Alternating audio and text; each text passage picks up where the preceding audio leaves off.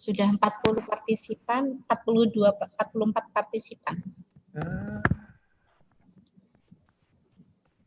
Kita mulai, Bapak Ibu. Bismillahirrahmanirrahim. Ambil kayu untuk membuat meja. Kayu disatukan dengan paku. Sebelum webinar dibuka, saya ucapkan salam terlebih dahulu. Assalamualaikum warahmatullahi wabarakatuh. Waalaikumsalam warahmatullahi wabarakatuh. Beli malam Jumat. Jangan lupa mampir ke Semanggi. Kalau salam belum dijawab semangat, sebaiknya diulangi sekali lagi. Assalamualaikum warahmatullahi wabarakatuh. Waalaikumsalam warahmatullahi wabarakatuh. Selamat siang dan salam sejahtera bagi kita semua. Yang terhormat Bapak Kepala SMP Negeri 4 Surabaya, yang kami hormati pengurus Komite SMP Negeri 4 Surabaya, yang kami hormati Bapak Muhammad Zamroni, yang kami hormati Bapak Ibu Dewan Guru dan Karyawan SMP Negeri 4 Surabaya, yang kami hormati Bapak Ibu Wali Murid kelas 7, 8, dan 9, serta anak-anakku yang hebat dan peduli terhadap lingkungan. Alhamdulillahirabbil alamin, wa bihi nasta'in wa ala umurid dunya waddin, wassalatu wassalamu ala asrafil anbiya'i wal mursalin wa ala alihi wa sahbihi ajma'in, amma ba'du. Puji syukur kehadirat Allah Subhanahu wa ta'ala. Marilah kita panjatkan kehadirat Allah atas limpahan rahmat, taufik, hidayah, serta inayahnya kepada kita, sehingga pada hari ini Selasa, tanggal 20 Oktober 2020, dapat bertatap muka melalui virtual untuk mengikuti acara webinar Climate Action on Pandemi COVID-19 di SMP Negeri 4 Surabaya. Salawat dan salam senantiasa kita panjatkan kehadirat Nabi besar Muhammad Sallallahu Alaihi Wasallam, karena beliaulah suri tauladan kita dalam berakhlakul kalimah, dan beliaulah khotimul anbiya, penyempurna ajaran Islam sebagai rahmatan lil alamin. Sebelum acara kita mulai, perkenankanlah saya membacakan susunan acara terlebih dahulu. Yang pertama, pembukaan. Kedua, menyanyikan lagu Indonesia Raya dan Mars SMP Negeri 4 Surabaya. Yang ketiga, sambutan. Keempat, acara webinar. Kelima, penutup. Memasuki acara yang pertama, marilah kita buka acara siang hari ini dengan bacaan basmalah. Bismillahirrahmanirrahim. Acara yang kedua, menyanyikan lagu Indonesia Raya dan Mars SMP Negeri 4 Surabaya.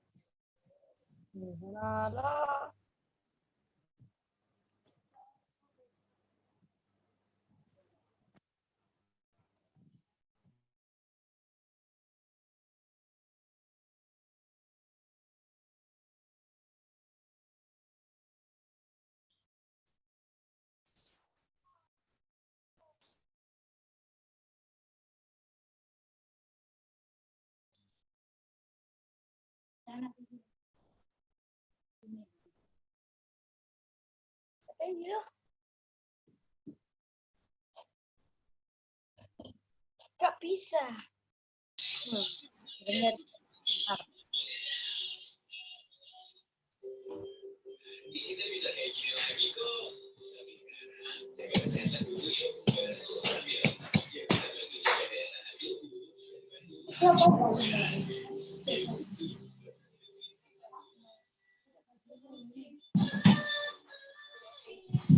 Pak Po, terbukti.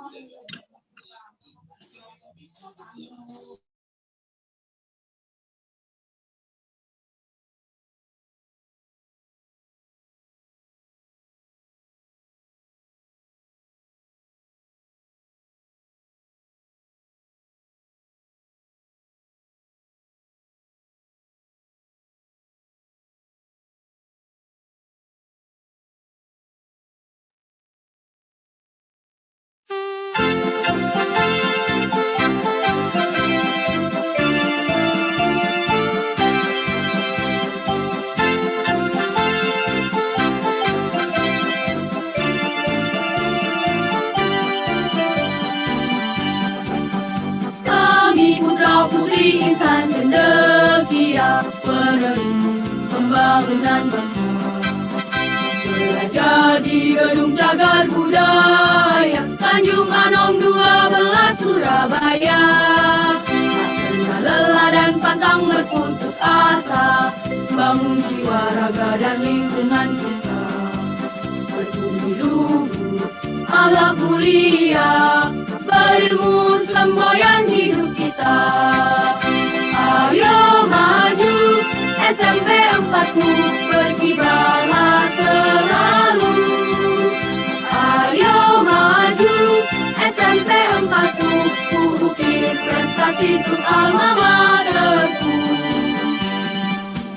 Tulis prasasti dengan prestasi, dengan hati lambangmu berbakti. Doa baktiku, Ibu Pertiwi, terus berkarya jaya bersama. Ayo maju, SMP 4-mu berkibarlah selalu. Ayo maju, SMP 4-mu ukir prestasi untuk alma materku.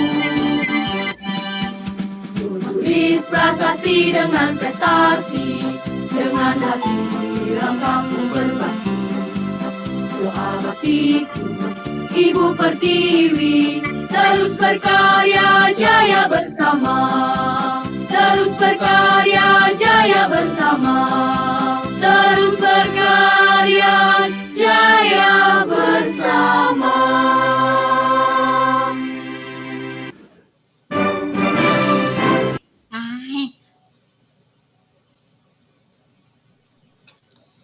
Acara selanjutnya yaitu sambutan. Sambutan pertama akan disampaikan oleh Kepala SMP Negeri 4 Surabaya kepada yang terhormat Bapak Dr. Andes Muhammad Klik Syahrun Jailani, MSI. Kami persilahkan. Terima kasih. Assalamualaikum warahmatullahi wabarakatuh. Waalaikumsalam warahmatullahi wabarakatuh. Syahadu la ilaha illallah, syahadu anna Muhammadar Rasulullah, la haula wala quwwata illa billah. Allahumma shalli ala sayyidina Muhammad wa ala ali sayyidina Muhammad. Pertama, marilah kita panjatkan puji syukur kehadirat Allah Ta'ala, karena dengan ridhonya, dengan izinnya kita bisa mengadakan acara siang hari ini. Salawat serta salam semoga tetap tercurah pada junjungan kita Nabi besar Muhammad SAW. Yang saya hormati Bapak Ibu, orang tua, wali murid kelas 789 yang sempat bergabung, anak-anakku sekalian yang luar biasa. Mudah-mudahan kalian tetap semangat, tetap ceria di rumah masing-masing, ya. Mudah-mudahan dengan situasi yang pandemi ini tetap banyak ilmu, tetap dapat pengetahuan yang bisa kalian serap.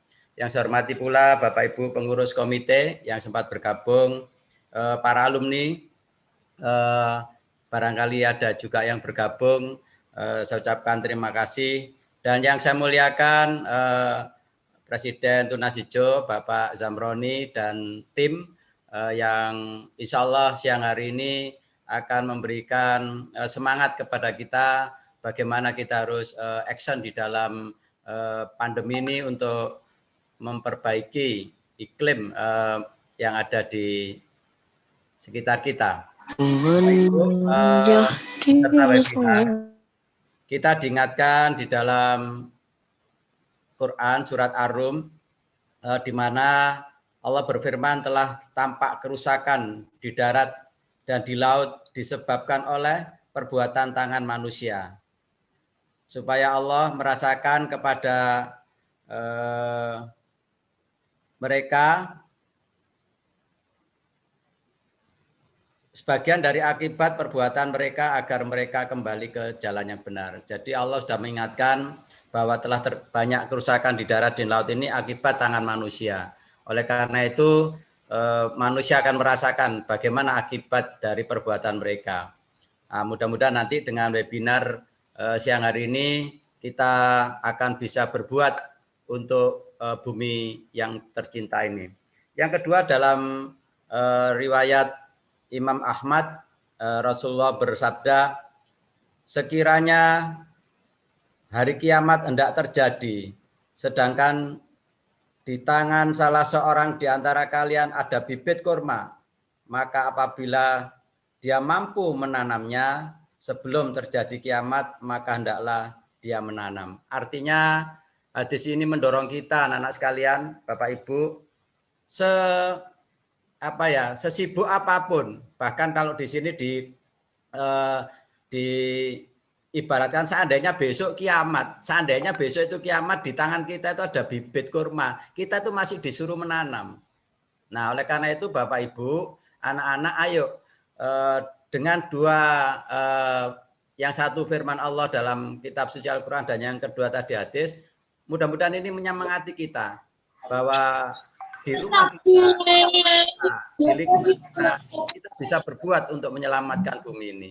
Mudah-mudahan apa yang akan kita lakukan dan mungkin yang sudah kita lakukan harus kita dasari dengan niat lillahi ta'ala. Ikhlas karena Allah Ta'ala, sehingga apa yang kita lakukan merupakan bagian dari ibadah kita. Mudah-mudahan nanti akan disemangati oleh Bapak Zamroni dan tim dari Tunas Hijau. Banyak manfaat yang bisa kita petik untuk kemajuan di lingkungan keluarga kita masing-masing dan juga di sekolah kita tercinta Sepenfora.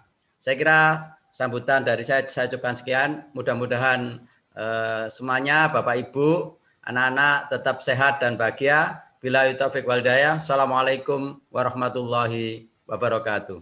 Waalaikumsalam warahmatullahi wabarakatuh. Terima kasih Pak Keli atas sambutannya. Sambutan yang kedua akan disampaikan oleh pengurus Komite SMP Negeri 4 Surabaya yang akan diwakili oleh Bu Yani. Kepada Bu Yani, kami persilahkan. Assalamualaikum warahmatullahi wabarakatuh. Selamat siang, salam sehat. Terima kasih Bu Rizda atas kesempatannya untuk kali ini. Sama-sama, Bu. Selamat siang dan salam hormat kepada Pak Keli selaku Kepala Sekolah, para rekan guru serta para karyawan, dan selamat siang, salam hormat untuk Presiden Tunas Hijau Bapak Zamroni, serta para wali murid dan murid yang sedang berkenan untuk ikut hadir dalam acara webinar Climate Action on Pandemic. Di sini saya mewakili Ibu Ketua yang sedang bertugas, yang sehingga tidak dapat memberikan sambutan pada siang ini. Semoga webinar Climate Action on Pandemics yang ini yang diberikan dan dipimpin oleh tim Bapak Muhammad Zamroni dari Tunas Hijau dapat meningkatkan perilaku kita terhadap lingkungan sekitar, walau pandemi yang sedang berlangsung tidak akan menghalangi kegiatan kita untuk menyelamatkan bumi kita tercinta, terutama di SMP 4 dan di Surabaya, di sekitar kita pada umumnya. Kiranya cukup sekian sambutan kami, mohon maaf bila ada salah. Terima kasih, selamat siang, dan salam sehat selalu. Assalamualaikum warahmatullahi wabarakatuh. Waalaikumsalam warahmatullahi wabarakatuh. Terima kasih Bu Yani atas sambutannya. Bapak Ibu wali murid, Bapak Ibu guru dan anak-anakku, sampailah kita pada acara inti, yakni penyampaian materi, nanti sekaligus diskusi, yang nantinya akan ada sesi tanya jawab setelah pemateri menyampaikan materinya. Saya sekaligus moderator akan memandu jalannya webinar hari ini. Materi diskusi akan disampaikan oleh Bapak Muhammad Zamroni. Siapa Bapak Muhammad Zamroni? Belum kenal ya. Ada pepatah mengatakan tak kenal maka tak sayang. Maka dari itu, saya sedikit mengenalkan kepada Bapak, Ibu, dan anak-anak. Muhammad Zamroni atau biasa dipanggil Mas Roni adalah aktivis senior dan Presiden Tunas Hijau. Pria yang lahir di Surabaya tanggal 3 Mei 1978 selalu mempunyai semangat yang luar biasa dalam mengkampanyekan program lingkungan hidup melalui Tunas Hijau. Mas Roni mendapat penghargaan Alumni of the Moon atau alumni bulan ini. Kalpataru kategori Perintis Fungsi Lingkungan Hidup 2015, Pelestari Lingkungan Hidup dari Gubernur Jawa Timur 2013, Long Life Achievement Award dari Millennium Kids Australia 2013, Surabaya Academy Award dari Radio Suara Surabaya 2004. Itulah sekilas tentang narasumber hari ini. Bapak Ibu yang kami hormati, penyampaian informasi akan lebih mudah dipahami apabila webinar berjalan dengan efektif. Oleh karena itu, kami berharap kepada semuanya untuk dapat memperhatikan dan mengikuti webinar dengan sebaik-baiknya. Selanjutnya, segera kami persilahkan kepada Bapak Muhammad Zamroni untuk menjelaskan materi hari ini. Monggo, Bapak. Terima kasih. Assalamualaikum warahmatullahi wabarakatuh. Sebelum saya lanjut, ini nanti ada 2 sesi. Jadi yang pertama nanti akan diisi oleh Kak Bram, kedua nanti saya yang melanjutkan. Jadi yang pertama ini Kak Bram. Kak Bram.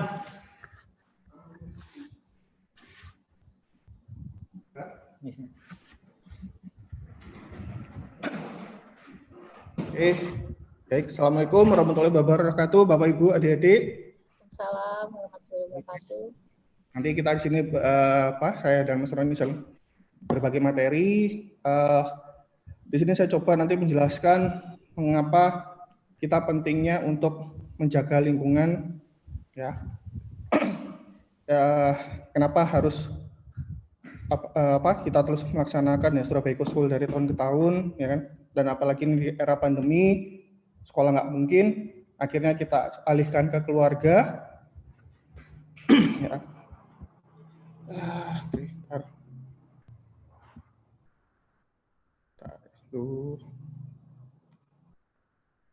Ini laptop saya rada mod dulu, mana materi?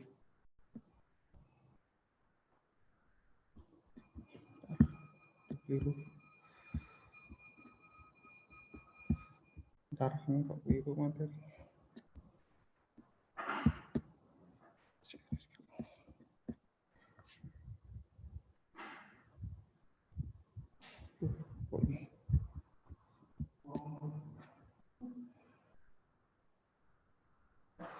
Aduh.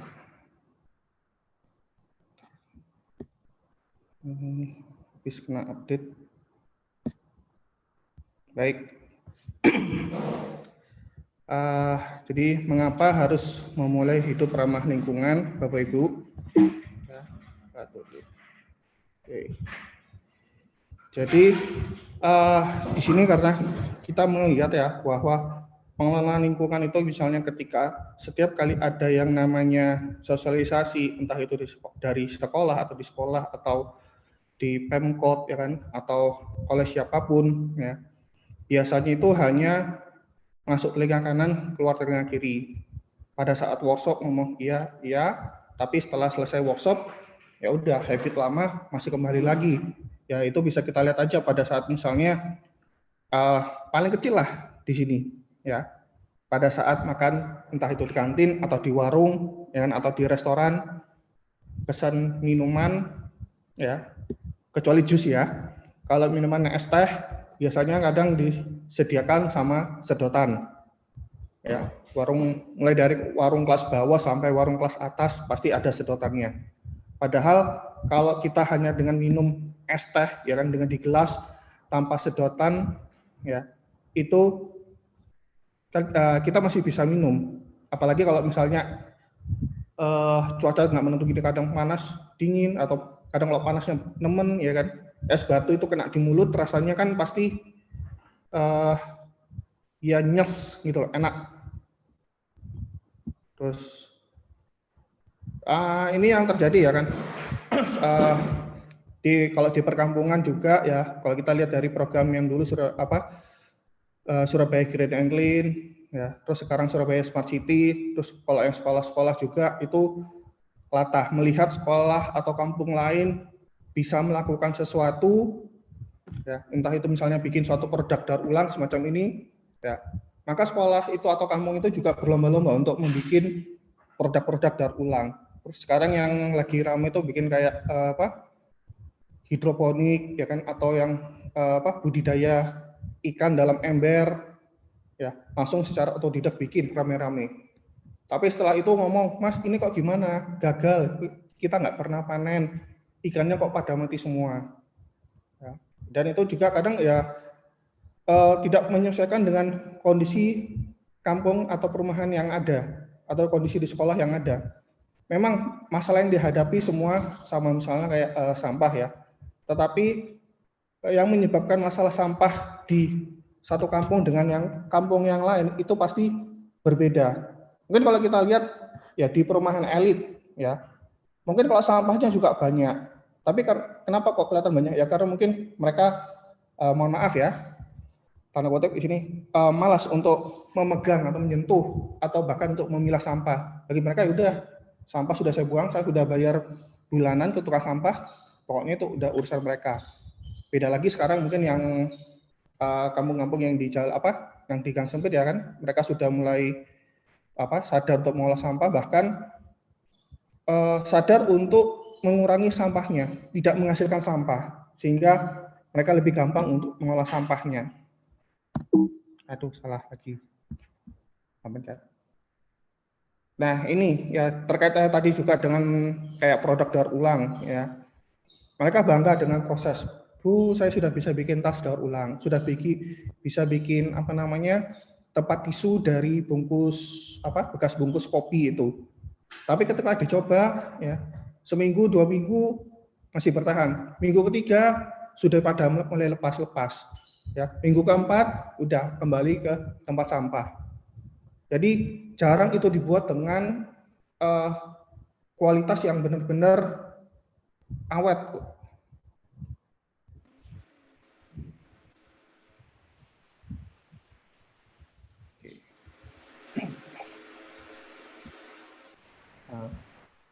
Itu semua ya kembali kepada kita ya.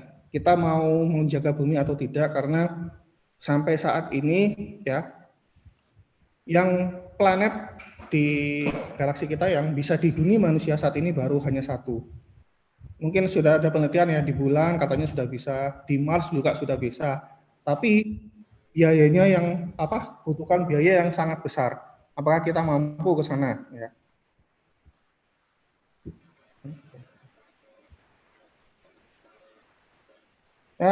Kalau masalah lingkungan sih banyak ya, ada mulai dari sampah, pencemaran air, ada kekeringan ya, ada illegal logging, pencemaran udara, perburuan liar, rusaknya ekosistem pesisir ya. Ini kita coba fokus ke beberapa masalah aja yang nggak usah jauh-jauh, yang ada di sekitar kita aja ya. Dimana kemarin pada saat workshop SES itu saya coba menyampaikan masalah sampah, karena pasti hampir semua manusia itu selalu menghasilkan sampah. Tapi kalau perburuan liar ya, itu tidak semua orang melakukan itu. Illegal logging juga tidak semua. Walaupun kita juga sebagai user ya, pengguna. Kenapa kok di sini saya memilih sampah ya? Karena menurut saya itu sampah itu hampir biang semua masalah. Ya, seperti kayak pencemaran udara. Ya, kalau sampah itu kita bakar ya, masih sering kita lihat ya, entah itu sampah daun, terlebih sampah daun kemarin yang dari teman-teman keliling ke sekolah juga, sekolah-sekolah sekarang ini ya masih menemukan sampah dibakar, dan kebanyakan itu sampah daunnya tidak dimasukkan ke keranjang komposter. Dan akibatnya apa yang kita rasakan sekarang ini, pemanasan global. Nanti di akhir saya sampaikan videonya ya, bagaimana pemanasan global itu semakin menjadi-jadi. Ya. Belum lagi kalau pencemaran air, ya. Nanti di sini bisa merusak habitat entah itu habitat dari sungai atau laut. Tidak bisa. Ketika sampah itu tidak kita kelola, misalnya sisa makanan ya kan, malam ini ada sisa makanan, langsung kita buang ke tempat sampah ya, coba besok pagi lihat, pasti ada air yang netes atau air yang keluar dari tempat sampah. Nah itu kalau kita biarkan masuk ke got, nah nanti dari got larinya ke sungai, sungai larinya ke laut. Kayak kalau dari satu RT, itu kan dari satu rumah, bayangkan kalau dari satu RT, apalagi satu kota, se-Surabaya, ya, sampah organiknya tidak dikelola, itu banyak pasti sudah kita nggak punya tempat wisata air lagi karena ini sudah tercemar air sisa sampah atau lidi. Terus pencemaran tanah ya, masih ada sampah-sampah itu yang dibuang begitu aja sampai akhirnya lama-lama tertimbun. Atau tadi juga ya termasuk kalau sampah itu dibakar dia akan mengganggu unsur hara di tanah. Akibatnya berkurangnya itu suburan tanah. Jadi masih ada tanam pohon kok nggak subur-subur. Ya bisa dilihat di sekitarnya tanahnya itu digunakan untuk apa? Apakah untuk pembuangan sampah khususnya sampah non organik ya, atau di situ jadikan tempat pembakaran sampah. Dan pastinya ya kan, kalau sampah tidak kita kelola itu merusak estetika. Mungkin ini yang paling memahami nih ibu-ibu. Kalau dilihat di rumah anaknya buang kamarnya ya kan, nggak dirapikan, banyak sampah, ya kan? Pasti adanya marah-marah. Ya. Bagaimana? Apalagi kalau kita lihat kota tempat kita tinggal ini.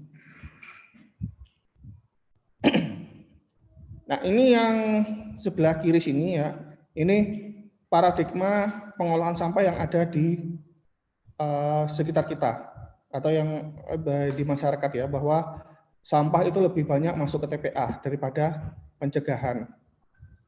Nah, ini yang kita coba balik ya, bagaimana pencegahan itu lebih besar ya, sehingga yang masuk ke TPA itu benar-benar sedikit.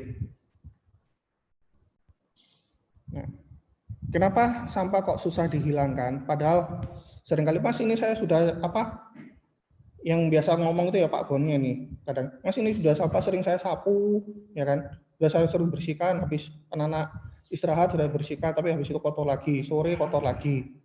Ya. Kenapa? Tuh. Ya. Ini karena entah dari sistem pendidikan kita ya, baik itu di sekolah maupun di rumah, ketika kita menyebut sampah itu makna yang kita berikan itu bahwa sampah itu konotasinya negatif. Nah, sehingga kalau yang sifatnya negatif itu harus kita buang jauh-jauh. Jadi coba kan misalnya kalau ada sisa makanan di meja ya kan, nah ini sampah, sisa sampah nasi ditaruh mana? Pasti kita bilang secara tidak sadar langsung kita buang aja ke tempat sampah. Tapi kalau kita bilang ini ada sisa nasi, taruh di mana? Coba sih taruh aja di lemari, nanti besok dipanasin lagi. Nah, itu mungkin coba kita berpikir ya bagaimana kita mengubah makna atau konotasi bahwa sampah ini tidak harus selalu dibuang. Bahkan sekarang lagi rame ya bahwa sampah itu bisa dimanfaatkan, misalnya kayak minyak jelantah. Ya, itu sudah banyak dikumpulkan ya. Bahkan itu bisa duitnya lumayan. Paling mahal yang saya tahu ada sekitar 4.600 ya, 1 kilo.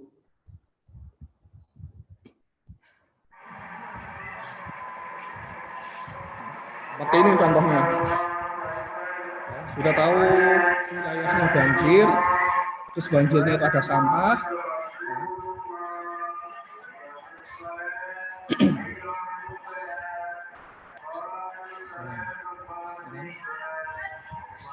Jadi lihat aja ada sampah dibuang. Padahal dia nggak tahu dengan membuang sampah di situ ya, maka di hulu akan semakin banyak sampah, akhirnya banjirnya akan semakin di hilir itu semakin banyak sampah, akhirnya tertahan, Akhirnya apa yang di hulu airnya akan menumpuk. Nah, ini saya yakin Bapak Ibu, adik-adik sudah nggak asing lagi dengan logo ini. Ya, kita bilang ini pasti logo 3R. Kalau kita tanya apa itu logo 3R, reduce, reuse, recycle. Apa itu? Ya, pasti jawabnya adalah apa? Reduce mengurangi, Kak. Reuse menggunakan kembali, recycle mendaur ulang. Tapi kalau kita tanya secara cepat ya kepada orang, bagaimana cara mengelola sampah saat ini? Pasti di bawah alam sadarnya dia akan mengatakan dengan cara daur ulang. Ya. Dan banyak orang juga mengatakan bahwa, Kak, saya sudah melakukan ketiga-tiganya ini. Saya sudah melakukan reduce, reuse, recycle. Ya. Bagus, tapi itu belum tentu berhasil. Kenapa? Karena orang masih menganggap bahwa dengan melakukan ketiganya, sebenarnya ya logo ini ada urutan yang harus dilakukan, ya, dan itu nggak boleh dibolak-balik ya. Ini sudah secara internasional ya bahwa urutannya itu harus reduce dulu, ya. Itu bukan mungkin tepatnya tidak menghasilkan sampah, bukan mengurangi ya. Kalau mengurangi bisa jadi nanti sampah yang ada di tempat sampah dibakar sehingga kan atau mungkin disingkirkan sehingga kelihatan berkurang. Tapi sini reduce itu lebih tepat tidak menghasilkan sampah, kemudian baru reuse, baru recycle. Ya, ini urutan yang tidak boleh dibolak-balik. Nah, kembali lagi tadi, banyak orang berpikir, Kak, saya sudah melakukan tiga-tiganya, entah itu reduce dulu, atau entah itu recycle dulu, atau reuse dulu, pokoknya sudah melakukan tiga-tiganya. Ya. Nah, itu yang pemahaman yang keliru. Jadi, kalau bisa kita mulai dari reduce dulu. Kenapa? Karena kalau reduce dulu yang dilakukan, bisa jadi yang reuse dan recycle itu tidak perlu kita lakukan. Kenapa? Kalau sudah hari ini kita tidak menghasilkan sampah, maka apa yang harus kita gunakan kembali? Atau sampah apa yang bisa kita daur ulang?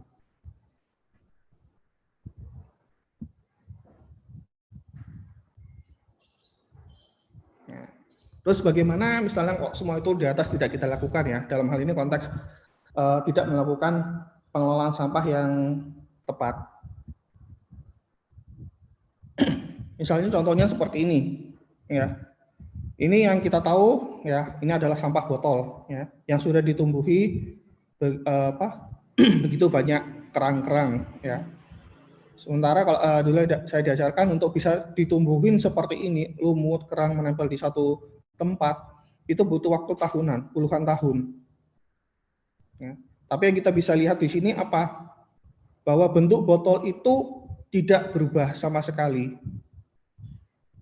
Tetap, ya. Nah, bayangkan kalau ini yang terjadi misalnya apa? Sekolah SMP 4 ya, setiap hari menghasilkan sampah terus dan itu udah biarkan aja menumpuk di sekolah. Tidak dibuang tidak dikelola, tidak dibuang keluar. Atau mungkin di rumah Bapak Ibu, adik-adik, ya sampah itu jangan diberikan ke tukang sampah. Pasti rasanya ya akan jijik sendiri. Nah, ini yang lebih luas ya, bahwa efeknya tadi kan saya bilang kalau sampah itu dibakar ya, atau apalagi kalau sampah organik ya, kalau tidak dikelola yang seperti ada banyak menumpuk di TPA Benowo, sekarang itu banyak menghasilkan gas metana. Nah itu kalau nggak dikelola dengan baik, dampaknya seperti ini. Di kutub akan mengalami pencairan lebih cepat. Bahkan sekarang katanya itu sudah hampir 3 kali lebih cepat karena pemanasan tidak hanya terjadi di bagian atas, tetapi di bagian bawah juga. Nah, ini ya sampah yang kita tahu. Ya. Ini ada Gunung Himalaya ya. Kita tahu itu ada tempat tertinggi di muka bumi ini, tapi kondisinya sekarang sudah penuh dengan sampah. Di sana nggak ada sekolah, nggak ada supermarket, nggak ada toko, nggak ada pasar. Ya, tapi ini ya dibawa oleh sama para pendaki dan ditinggal begitu saja.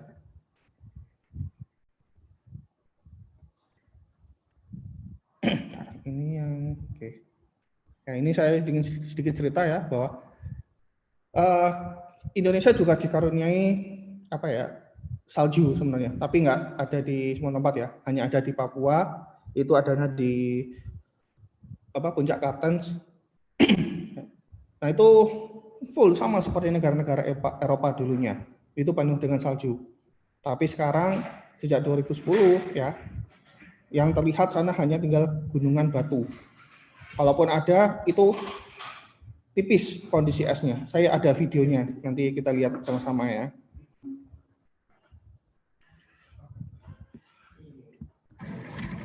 Ini ya, bagaimana kita bisa lihat bongkahan es, ya kan? Ya, begitu besar. Dan ini bongkahan yang dari Greenland. Ya. Bahkan kemarin terakhir maaf lupa tahun ini atau tahun kemarin ya, yang pecahan esnya itu bisa mencapai sekitar 2 juta ton es, balok es seperti ini, yang dia pecah dari daratan utama ke daerah tropis.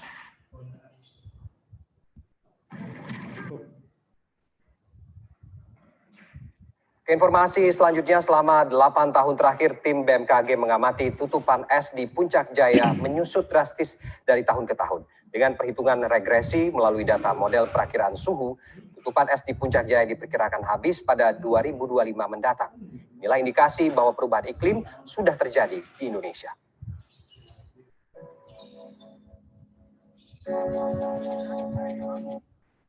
Maaf. Mau nggak main?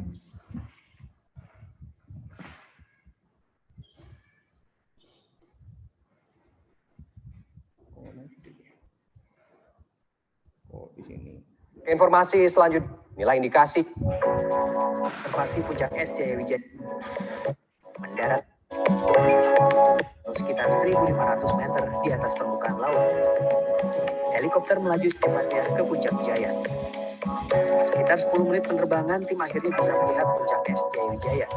Sangat jelas, terhampar di hadapan kami. Menurut pilot kami, inilah cuaca paling cerah dalam 2 pekan terakhir. Sayangnya, rencana pendaratan gagal. Tidak ada pijakan aman untuk pendaratan heli di atas es yang semakin susut. Dalam kondisi cuaca secerah ini, inilah kondisi atau jarak terdekat kita melihat salju abadi. Inilah sisa yang kita punya di salju di Puncak Jaya Wijaya.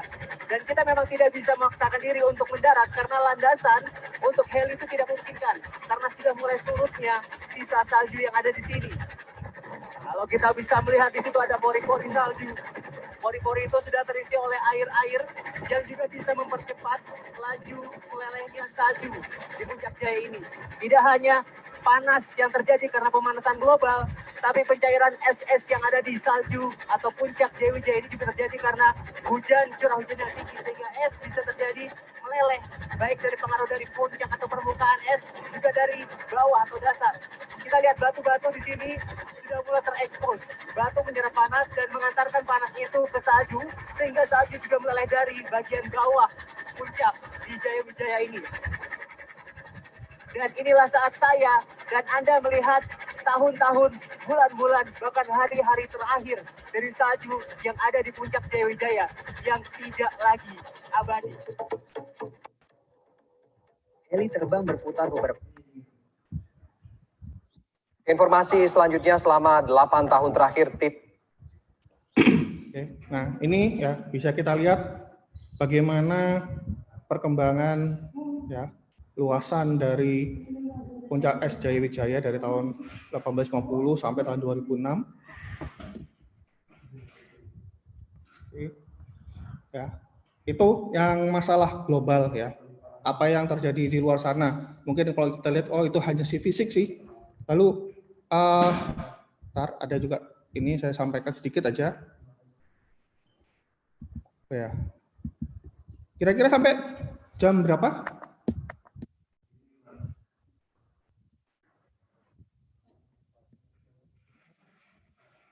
Sampai jam berapa?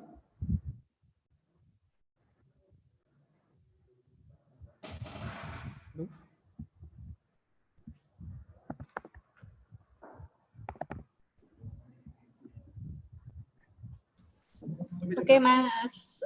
Sampai jam 2. Jam 2. Ya, nanti kan ada 2 materi ya. Dua materi ya? Ya. Dari hijau semua ya? Oke. Ya. Yang ini lagi saya sampaikan. Ini.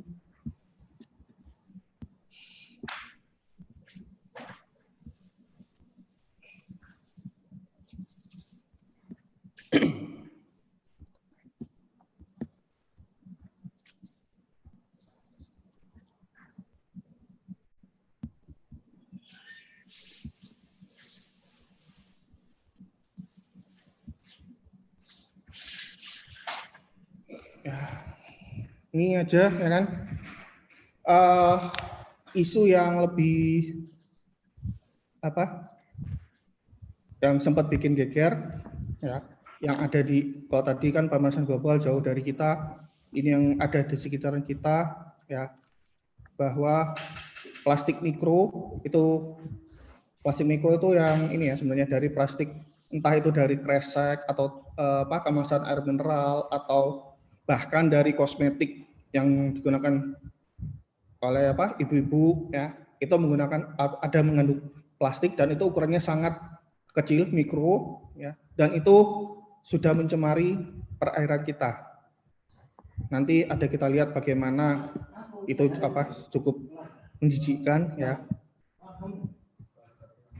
Terus ini yang tahun kemarin sempat bikin warga geger. mengambil sampah plastik dari tumpukan yang waktu sama Bupati Sidoarjo yang sempat marah-marah juga. Dan ini dekat rumah saya juga. Gunung di salah satu rumah perajin tahu goreng di Desa Tropodo, Kecamatan Krian, Sidoarjo. Kita untuk Sejak lebih memasak 10 tahun lalu sampah plastik bikin diperoleh tahu dari pabrik goreng kertas di Jawa Timur dan digunakan sebagai bahan bakar. Bagi ia yang menekuni usaha tahu goreng, harga sampah plastik lebih terjangkau dibandingkan menggunakan kayu dan lebih cepat panas untuk menggoreng tahu. Dengan menggunakan sampah plastik, biaya produksi yang dikeluarkannya juga lebih murah. Warga di sekitar lokasi penggorengan tahu mengeluhkan bau tak sedap, asap, dan bercak pada lantai saat proses produksi berlangsung. Penggunaan sampah plastik di Desa Tropodo telah berlangsung sejak 20 tahun lalu, seperti di usaha pembuatan tahu ini. Sempat dikeluarkan peraturan desa yang melarang penggunaan sampah plastik, namun pelarangan hanya bertahan 3 bulan. Penggunaan sampah plastik yang membahayakan kesehatan ini menjadi pemberitaan. Ya. Dan ini ramainya waktu itu bukan karena sampah plastik digunakan untuk jadi bahan bakar tahu goreng, ya kan? Tapi karena hasil pembakaran itu katanya itu plastik kan kalau dibakar ya ada zat mengandung karsinogenik, dan ini terdapat di dalam telur ayam kampung yang ada di desa tersebut tadi, yang dosisnya itu 10 kali lipat dari dosis yang bisa diterima manusia. Ya, ini efek dari pembakaran sampah plastik itu. Ya. Terus ini ya, ada yang pernah melihat Bapak Ibu, adik-adik, teman-teman ya, melihat bungkus Indomie seri Indonesia Merdeka 55 tahun. Ya.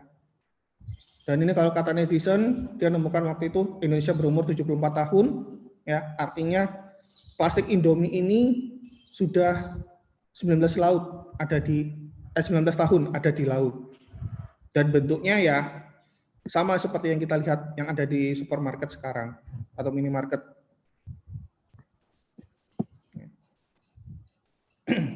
Kemudian ini ya, ini aja. Rusa mati ya yang ditemukan di Taman Marga Satwa Thailand ya. Tapi yang aneh itu bukan karena sampah, tapi karena adanya celana. Ya. Ini juga bikin bikin heran ya, kok bisa sih ada celana di situ. Ya. Dan ini bayangkan kalau sampah ini ya itu ada di dalam perut kita.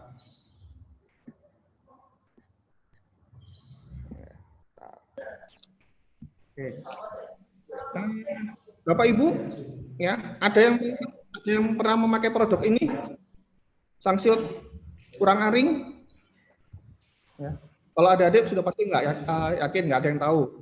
Ya karena ini sudah lama, nggak ada, sekitar tahun 90-an sudah nggak beredar. Ya. Tapi ini masih ada. Ya, bentuknya ditemukan di laut saat bersih-bersih pantai oleh netizen. Ya, dia melihat sangsel yang sudah lama sekali. Ya, itu bentuk bungkusnya masih ada. Dan yang kalau sebelah kanan kita lihat sama netizen juga bersih-bersih sungai ya. Yang kalau kita tahu sungai itu isinya ya habitat perairan lah ya, entah tanaman atau ikan-ikan ya. Tapi lihat isinya penuh dengan sampah. Bahkan sekarang ya kalau di Jawa Timur itu dari teman-teman kelompok sebelah yang melakukan penelitian, saking banyaknya sampah di kali yang ada di Jawa Timur, khususnya sampah pembalut, sampah popok juga ya, itu ikan-ikan yang ada di Jawa Timur itu berubah kelamin. Yang tadinya jantan menjadi betina. Ya. Nah ini kalau dari penelitian teman-teman tersebut ya, itu karena kayak pembalut ya kan banyak hormon-hormon kewanitaan di situ, dan itu bisa mempengaruhi dari hormon ikan. Maaf Mas, saya potong waktu pemateri pertama kurang 5 menit nggih. Oke. Terima kasih. Terakhir aja kalau gitu wis, ini aja ya. Ya, wis.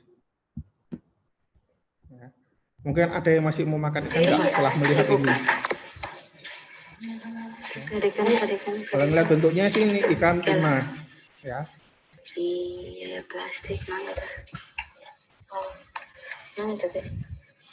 Sendok. Itu namanya. Pas moto. Coba dibeberkan. Orang moto nasi tidak. Coba di ikan. Di permen.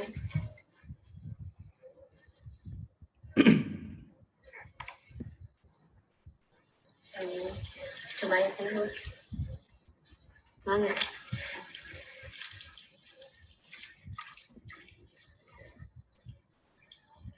Coba dibuka, buka.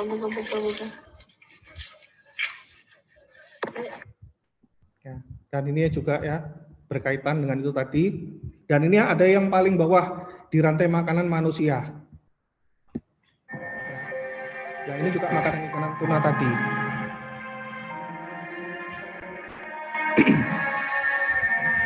Ini adalah plankton, ya, zooplankton yang sedang makan.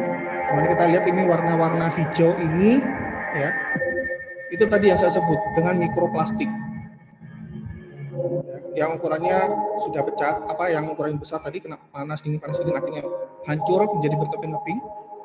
Jadi plastik bukan terurai ya, ini yang kecil bukan karena terurai tapi karena dia hancur. Ya, bayangkan plastik itu dimakan oleh plankton, ya, yang hijau ini, terus planktonnya tadi dimakan ikan tuna, dan ikan tunanya tadi campur makan plastik.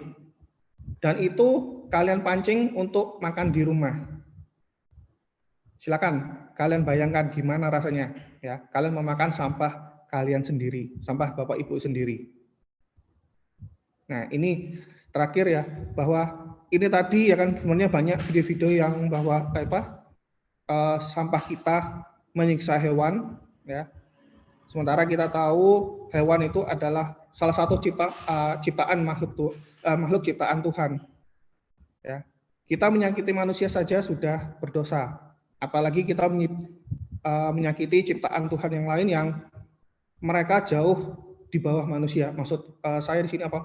Manusia kan dibekali dengan akal dan pikiran yang mampu membedakan antara makanan atau sampah. Tapi kita ya dengan begitu saja enak asiknya buang sampah sembarangan sehingga menyiksa mereka. Ya, jadi seperti ini. Nah, itu sama saja kita sudah mengingkari perintah Allah. Kita sudah mengingkari perintah Allah untuk menjaga bumi ini. Artinya apa? Ya nggak susah-susah lagi. Kita pasti kita akan pasti mendapat dosa. Jadi kalau kita mau masuk surga ya, itu banyak caranya. Salah satunya dengan menjaga bumi ini ya, dengan tidak buang sampah sembarangan sehingga tidak menyiksa hewan-hewan yang lain. Seperti itu dari saya. Assalamualaikum warahmatullahi wabarakatuh. Mungkin ada kalau mau bertanya, monggo.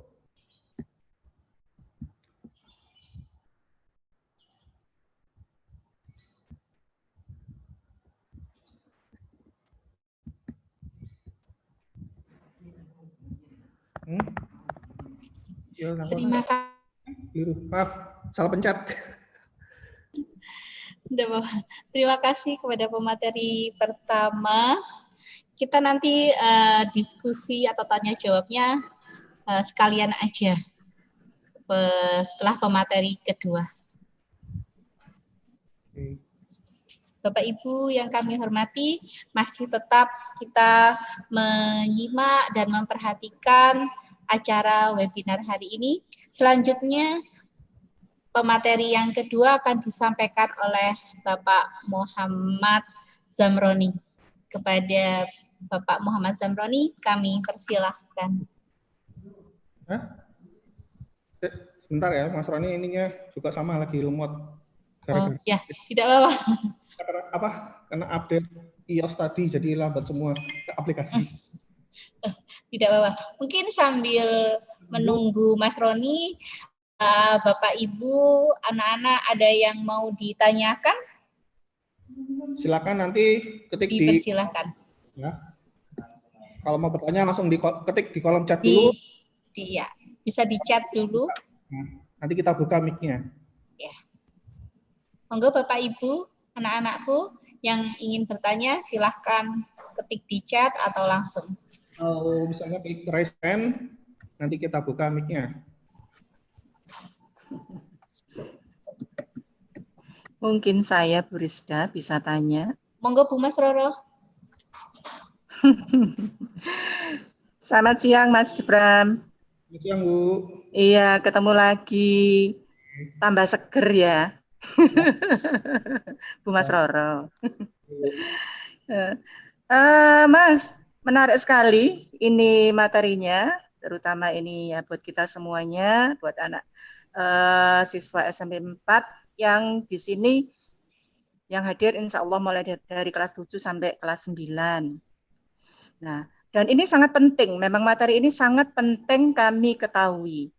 Ini kalau saya lihat tadi ya Mas Bram ya, di dalam tubuh hewan, tadi ikan apa tadi itu? Tuna ya? Itu ya. Banyak sekali, aduh ya Allah, rasanya kok dosa banget ya manusia itu. Aduh rasanya tambah dosa. Ternyata di sini mungkin anak-anakku juga dan kita semuanya bisa mengetahui bahwa ternyata hewan itu tidak bisa mengenali dengan baik ya bahan makanan yang boleh dimakan atau tidak. Nah, karena sudah demikian, berarti nanti apa yang harus kita lakukan, Mas Bram? Jadi maksudnya di situ prakteknya anak-anak ini harus bagaimana? Kita harus bagaimana? Kemudian ini yang perlu juga kita sadari bahwa sebetulnya tadi kalau Mas Bram bilang banyak kita mau masuk surga bisa dengan melakukan ini tadi melihara lingkungan, ini sangat benar sekali. Karena kalau kita lihat tadi mikroplastik tadi ya ternyata setelah dia jadi mikroplastik dimakan plankton, dimakan ikan yang lebih besar sampai akhirnya pada manusia. Berarti kita ini dosanya bukan hanya pada hewan tapi juga pada sesama manusia ya, sepertinya begitu ya Mas Bram. Betul. Jadi itu jadi pertanyaan saya tadi apa yang harus kami lakukan supaya tidak tambah numpuk dosanya gitu dan supaya kita juga sehat, karena kalau kita nanti makan dari hewan, dari ikan yang mengandung mikroplastik tentunya akan berakibat pada tubuh kita. Saya kira itu. Baik, Bu Mas Roro, itu nanti ya, itu terkait dengan perilaku kita. Ya, kalau itu nanti akan Mas Roni menjawab, karena nanti sesinya Mas Roni lebih ke arah apa yang sudah dilakukan dan Mas. Gitu. Iya. Karena kan itu yang penting, prakteknya harus bagaimana, itu yang penting sekali. Yang jelas tadi ya, satu bahwa upaya reduce ya, itu kita tidak menghasilkan sampah dulu. Misalnya yang masih paling susah aja dilakukan ya kan, ketika belanja ke minimarket ya, cuma beli gula 1 kilo ya, atau Indomie 5 bungkus ya kan, itu kenapa harus pakai resep dari mereka. Ya sering saya melihat kadang bapak-bapak pun kadang kalau beli rokok ya kan, keluar itu ada rokoknya tuh dikeresekin sampai keluar mau naik motor bungkusnya dibuang, rokoknya dimasukin tas. Nah, hal-hal sepele yang seperti itu yang ayo kita coba rubah, bahwa kalau masih bisa masuk kantong celana atau kantong baju. Saya pun bahkan sebentar ya.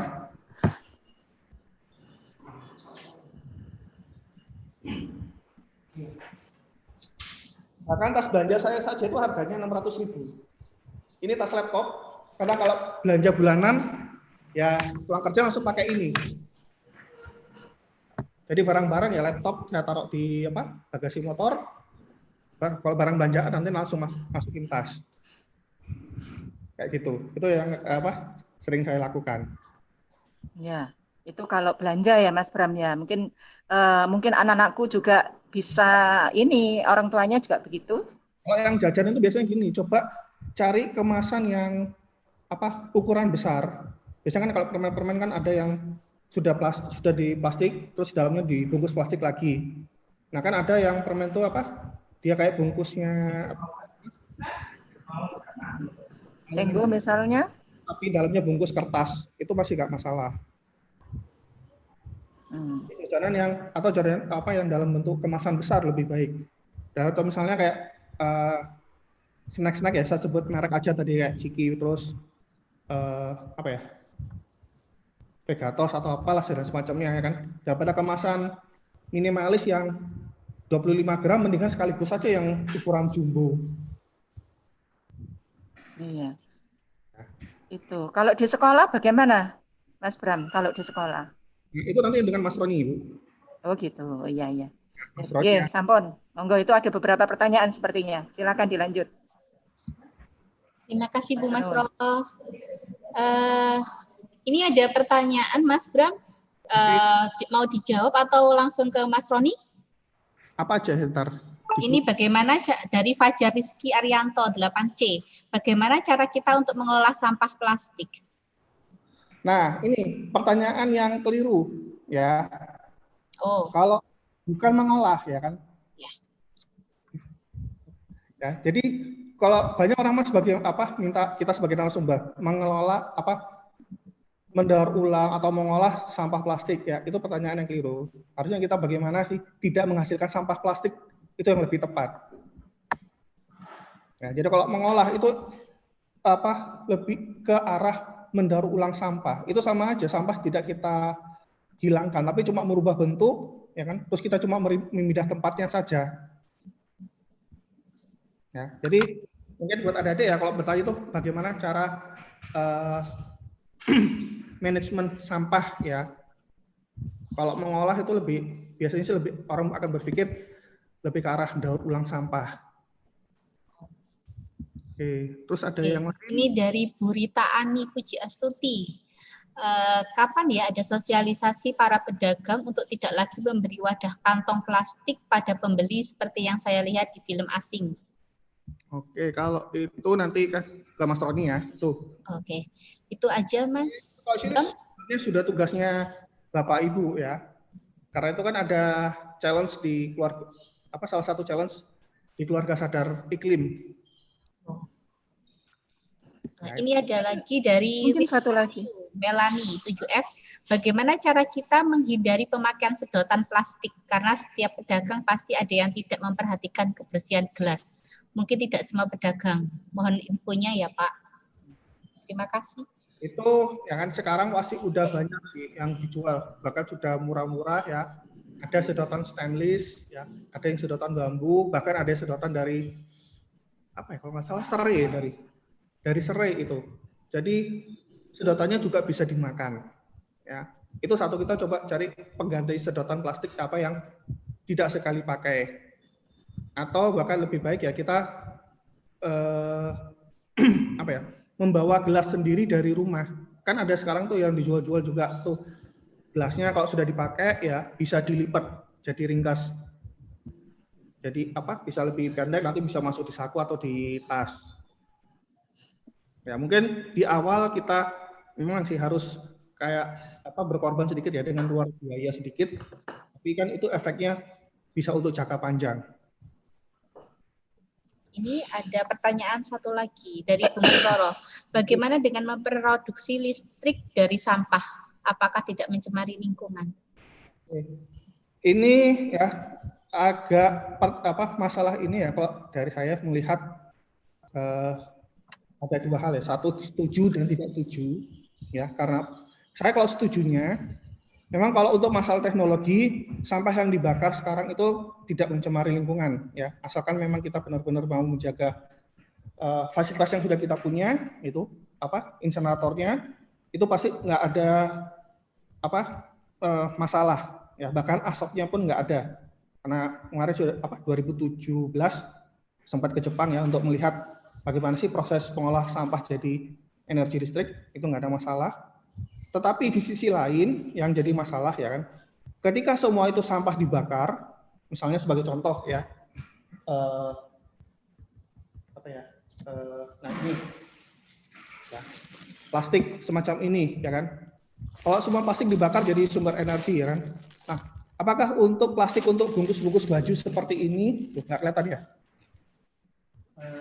Atau misalnya untuk inilah gagang sapu ya, atau cikra ya, apakah kita harus menggunakan plastik baru? Ya, sementara tadi plastik bekas kan sebenarnya bisa didaur ulang untuk jadi cikra, tapi ini karena dibakar, ya otomatis kita harus mencari biji plastik baru. Dan itu apa? Kita menggali sumber daya alam baru. Dan itu nggak mahal. Ada lagi polusi lagi yang akan dihasilkan.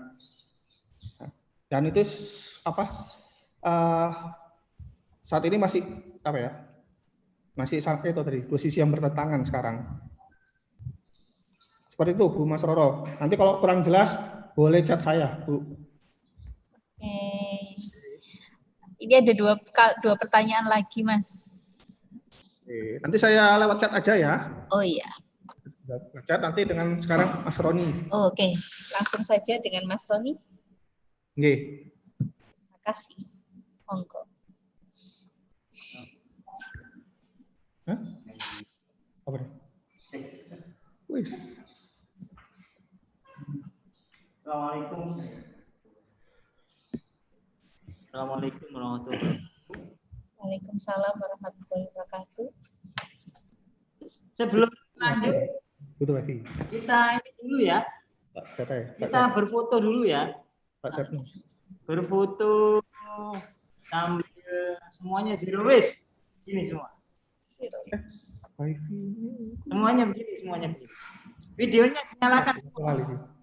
Octavia, Adelia, El. Nah, semuanya foto begini dulu. Si Adrian belum, Adrian. Kurang masuk, Adrian. Tangannya kurang masuk. Bu, ada yang screenshot deh, Bu. Rizky, tangannya belum masuk. Nggak salah. Lagi. Bentar. Sudah semua, Bu, udah di screenshot, Bu. Studio. Oh, oke. Pak Aziz yang screenshot. Ya, sudah. Sudah. Oh, sudah. Pak Mul yang screenshot. Saya sama. Ya. Sebentar. Terima kasih Pak Mul. Yang halaman berikutnya. Ayo ini, banyak yang nggak nyala ini. Aziz ini mana ini Aziz ini? Oke. Wah, banyak nggak nyala ini videonya. Bu Sri Mujani. Nah. 1, 2, 3. Ayo, lu ya. Ini yang terakhir malah nggak ada yang nyala ini. Baik, terima kasih. Topis Roli Saudri Asina. Selamat siang semuanya. Jadi kita coba untuk ini wajah-wajah. Oh, wajahnya Pak Mulyo nggak kelihatan videonya, Pak. Pak Setiono. Ya, saya screenshot. Iya, Pak Mulyo videonya dinyalakan dulu, Pak. Oke. Jangan saya ngomong sama orang tidur ini. Oh, enggak tidur. Baik, jadi Bapak Ibu sekalian, saya coba untuk share screen ya. Ini saya 2, Pak. Saya 2 saya. Nah, ini saya di sini. Saya ada 2. Baik, baik. Halo. Share screen. Mas Samroni, saya ada 2. Oke, Pak. Ini yang di sini nih. Nah. Oke. Mana ini yang Pak Munir juga. Oke, ya Pak. Baik. Jadi saya coba ini ya. Jadi Bapak Ibu sekalian, selama ini kita patut bersyukur sebenarnya karena kita meskipun tidak pernah nanam pohon, tapi kita bisa merasakan segarnya udara bersih gitu ya. Karena selama ini kita sebenarnya disuplai sama mereka-mereka yang tinggal atau yang banyak nanam pohon atau yang tinggal di sekitar hutan, tapi mereka masih rela untuk menjaganya gitu. Padahal kita selama ini yang di kota ini kan tidak semuanya pernah nanam pohon ya. Bisa dibilang bahwa selama ini kita dapat subsidi oksigen dari mereka. Terus bagaimana dengan apa itu karbon dioksida yang kita hasilkan? Demikian juga dengan polusi udara yang jenis lain yang kita hasilkan. Kemana itu? Ya tentunya kita harus berterima kasih lagi pada mereka yang telah menanam pohon. Termasuk yang menjaga hutan biar tetap eksis. Mereka yang menjaga hutan maupun mereka yang tinggal di sekitar hutan yang tidak berkenan membakarnya.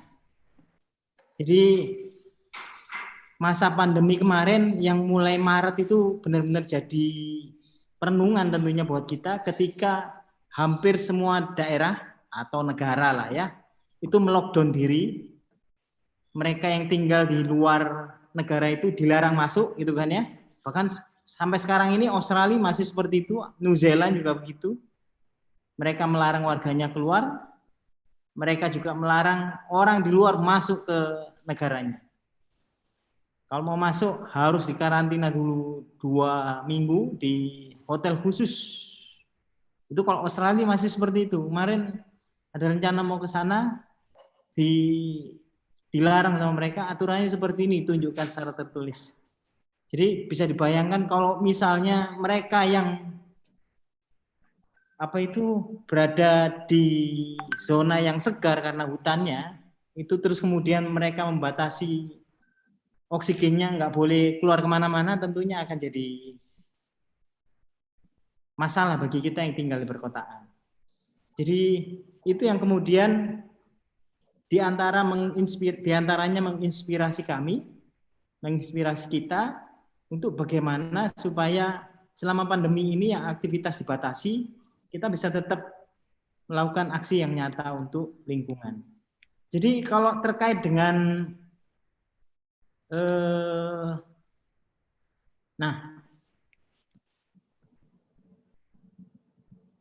ini bisa dilihat ya?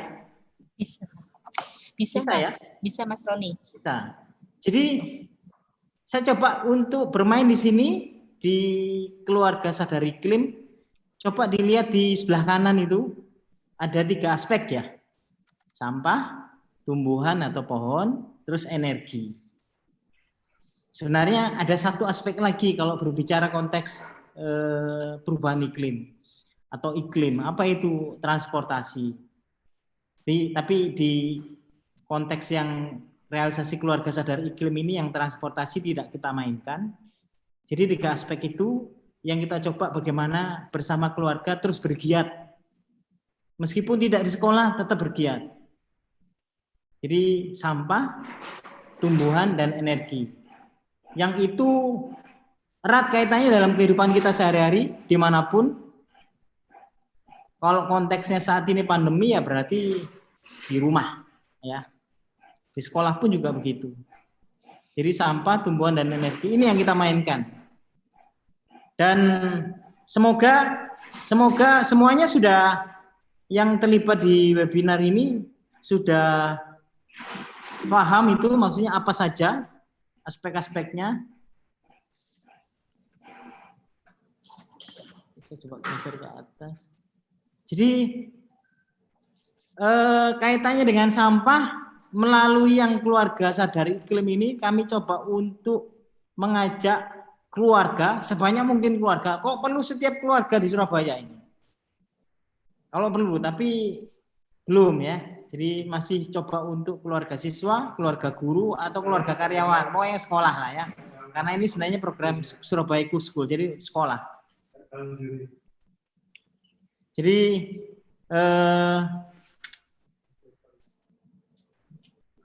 pengurangan ini, jadi pengurangan yang pertama itu kaitannya dengan sampah yang kita mau ajak, pengurangan sampah kemasan produk. Banyak yang kemudian mengambil langkah mudah itu beli yang kemasan lebih besar. Oke lah, nggak masalah. Tapi yang pasti kalau bisa ya tidak lagi menghasilkan sampah. Gitu. Contohnya apa? Contohnya kalau beli yang kemasannya itu bisa dipakai untuk seterusnya. Misalnya beli yang sekarang ini lagi booming itu beli, misalnya ada sabun atau hand sanitizer lah ya yang kaitan dengan pandemi ini. Hand sanitizer yang kemasan gede yang pakai jerigen. Pasti tidak, jerigennya pasti nggak dibuang. Pasti dipakai lagi. Dipakai apa? Apapun itu. Bisa dipakai untuk isi minyak, bisa dipakai untuk lain-lain ya, macam-macam. Tapi yang pasti kaitannya dengan poin 1 ini paling mudah memang beli yang ukuran jumbo, tapi tetap menghasilkan sampah.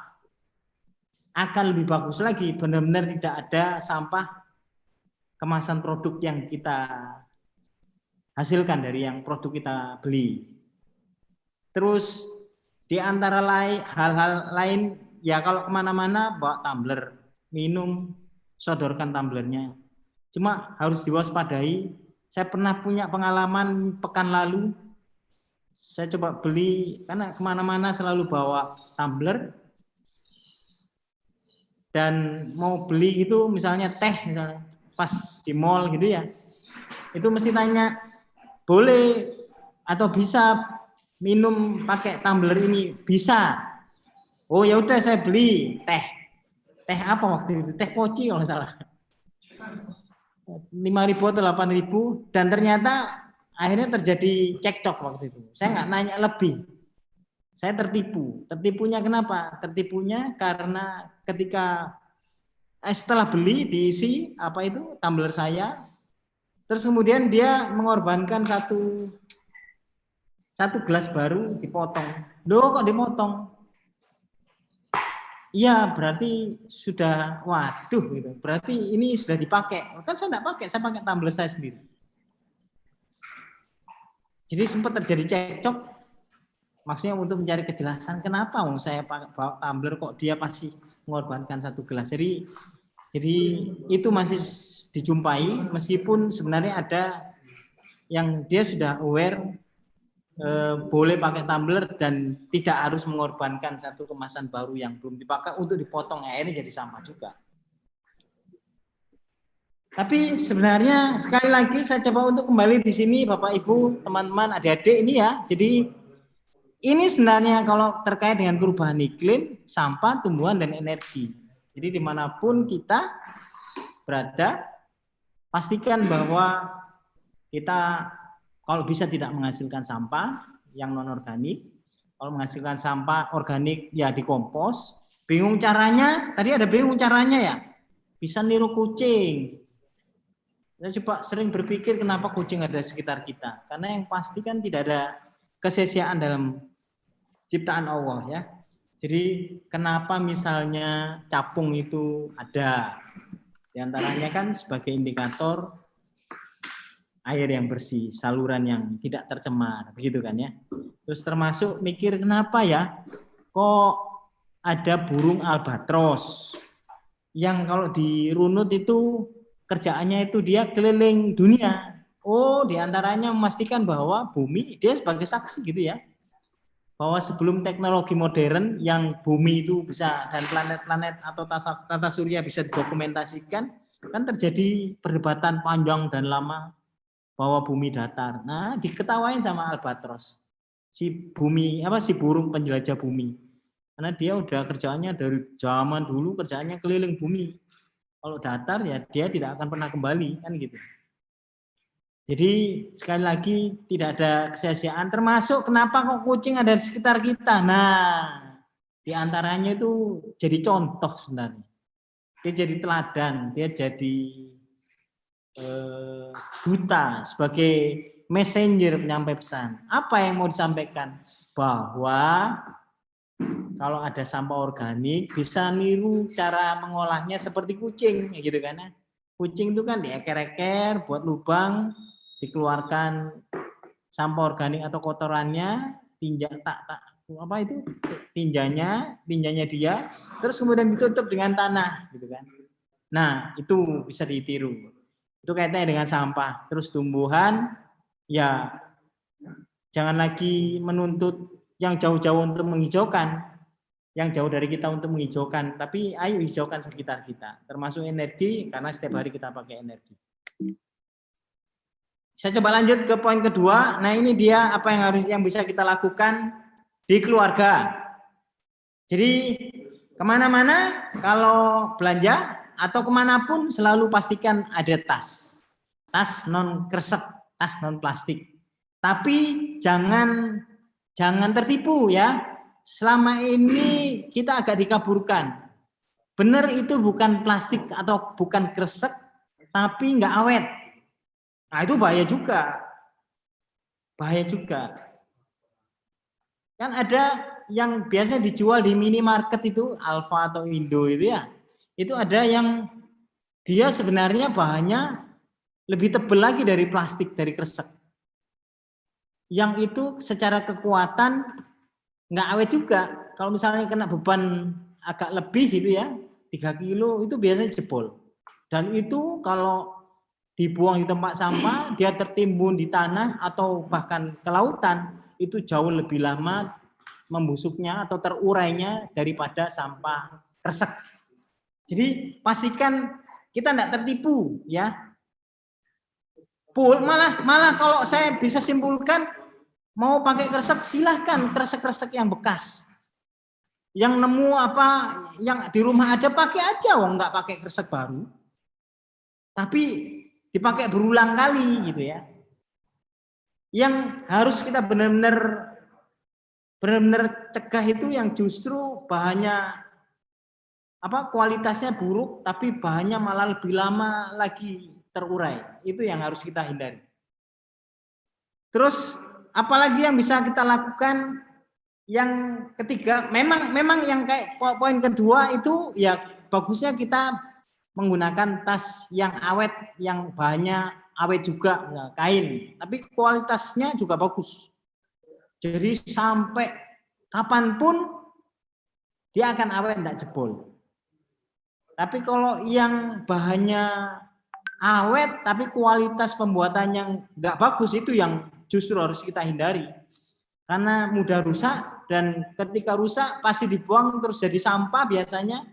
Kalau udah tertimbun, waduh, justru tidak lagi ratusan tahun akan terurai, tapi malah ribuan tahun baru akan mulai terurai. Jadi perlu dicermati itu.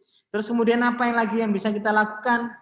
Nah, melalui yang Surabaya Eco School Climate Action on Pandemi ini, di rumah kami mengajak loh ya. Maksudnya mengajak itu kami tidak nyuruh. Kalau nyuruh itu kan biasanya hanya ngomong. Tapi ini kami mengajak, kami juga melakukan. Jadi bahkan sebelum ini dimunculkan dalam poin-poin itu, sudah kami uji cobakan di dalam keseharian kami. Jadi seperti apa? Memilah sampah non-organik. Tidak hanya sampah dipilah di rumah itu organik non-organik, tapi non-organik bahkan dipilah sesuai jenisnya. Apa saja? Ya minimal itu ada kaleng. Minimal lagi ada sampah plastik. Minimal lagi ada kertas. Seharusnya juga itu ada sampah B3. Seharusnya. Apa itu? Baterai. Terus kemudian lampu yang mungkin rusak. Terus apalagi kaleng spray itu termasuk B3.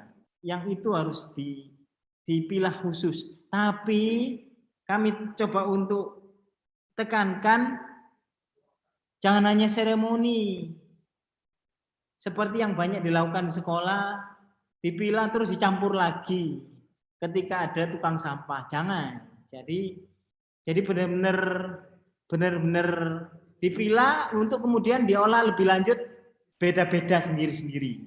Sampah kertas, telepon rombeng, beng. Oleh rombeng pasti akan dijual ke pabrik kertas, oleh pabrik kertas diolah jadi kertas baru, jadi buat kertas baru tanpa menebang pohon. Masuk plastik, kalau dijual ke rombeng atau ke bank sampah, oleh mereka pasti akan dijual ke industri pengolah plastik. Demikian juga dengan yang sampah jenis lainnya, kaleng. Syukur-syukur kaleng itu ada sendiri, kaleng aluminium. Kalau aluminium itu kan 100% bisa kembali jadi aluminium baru, gitu kan ya. Begitu seterusnya. Jadi selanjutnya apa yang bisa dilakukan kalau sampah non-organik sudah dipilah berdasarkan jenisnya lagi? Nah, sampah organiknya diolah jadi kompos. Contoh paling mudah ya niru kucing, karena tidak semua rumah saat ini, apalagi yang di Surabaya, di kota yang tanahnya itu mahal ini sekarang. Jadi tidak semuanya kan punya lahan yang ada di situ tanah terbuka masih. Tapi kalau nggak punya lahan atau tanah terbuka, ya bisa mengolahnya dengan, misalnya itu seperti yang di foto itu ada bikin keranjang pengomposan sendiri. Kalau Surabaya atau di Indonesia bukan dengan metode Takakura gitu ya. Tapi apapun itu namanya bisa, yang penting sampah organik jangan pernah dikirim keluar rumah. Sampah organik usahakan jangan pernah dikirim keluar rumah. Demikian juga yang di sekolah. Jangan pernah mengirim sampah organik keluar sekolah. Apalagi SMP Negeri 4 itu kan ada, pekan lalu saya terakhir ke sana ada 3 komposter atau tong aerob kalau nggak salah. Yang itu ternyata saya aneh, kok nggak ada pengisian baru, sampah daunnya kemana? Ternyata sampah daunnya dibuang keluar, itunya nggak diisi-isi. Jadi nggak penuh-penuh. Saya udah pesen ke Pak Kelik pada kepala sekolah untuk ya sampah organik biar langsung diisikan ke komposter oleh Pak Bonnya, jadi nyapu sekalian langsung lah, karena toh sampah non organik tidak ada, karena warganya tidak ada. Jadi pasti sampah, dapatnya sampah, ini sampah organik, sampah daur. Jadi ya tinggal sapu, masukin langsung ke komposter, nggak nambah aksi lain, maksudnya nggak nambah kerjaan lain. Kalau dicampur nanti dipilah lagi males jadi. Jadi kembali ke pengomposan sampah organik, kalau di rumah bisa dengan banyak cara, ya, bisa dengan bikin lubang resapan biopori, bisa dengan komposter yang tong aerob itu yang ada lubang-lubangnya, bisa dengan yang keranjang seperti yang di foto itu. Atau bisa juga pakai karung goni yang ada pori-pori udara bisa masuk, tinggal timbun aja, penuh tumpuk. Penuh lagi diikat ditumpuk, gitu aja udah jadi, akan jadi kompos. Ini yang paling mudah sekali. Tadi Kak Bram udah nyinggung. Jadi jelantah itu jangan pernah dibiarkan dibuang keluar. Jangan pernah dibuang. Biasanya dibuang. Saya tadi pagi ada survei, pas sambil mau olahraga, mau jogging itu saya mampir ke salah satu rumah yang saya kenal. Saya tanya, "Loh Mbak, jelantahnya?" Karena di situ di depan rumah itu ada kos-kosan. Jadi sekitar rumah saya itu ada banyak kos-kosan. Jadi saya berhenti di depan salah satu rumah kos itu, saya nanya. Karena di situ saya lihat ada minyak goreng baru. 2 botol 1 kiloan. Saya berhenti, "Loh Mbak, jelantahnya biasanya dikemanakan?" "Dibuang Mas. Itu biasanya dibuang ke saluran air melalui saluran yang dari kamar mandi." Gitu. Jangan lagi ya Mbak, eman gitu. Terus apa hubungannya sih sebenarnya jelantah dengan perubahan iklim atau iklim ini, atau iklim yang berubah, atau pemanasan global, atau suhu bumi yang terus naik. Jadi jelantah itu sifatnya ringan.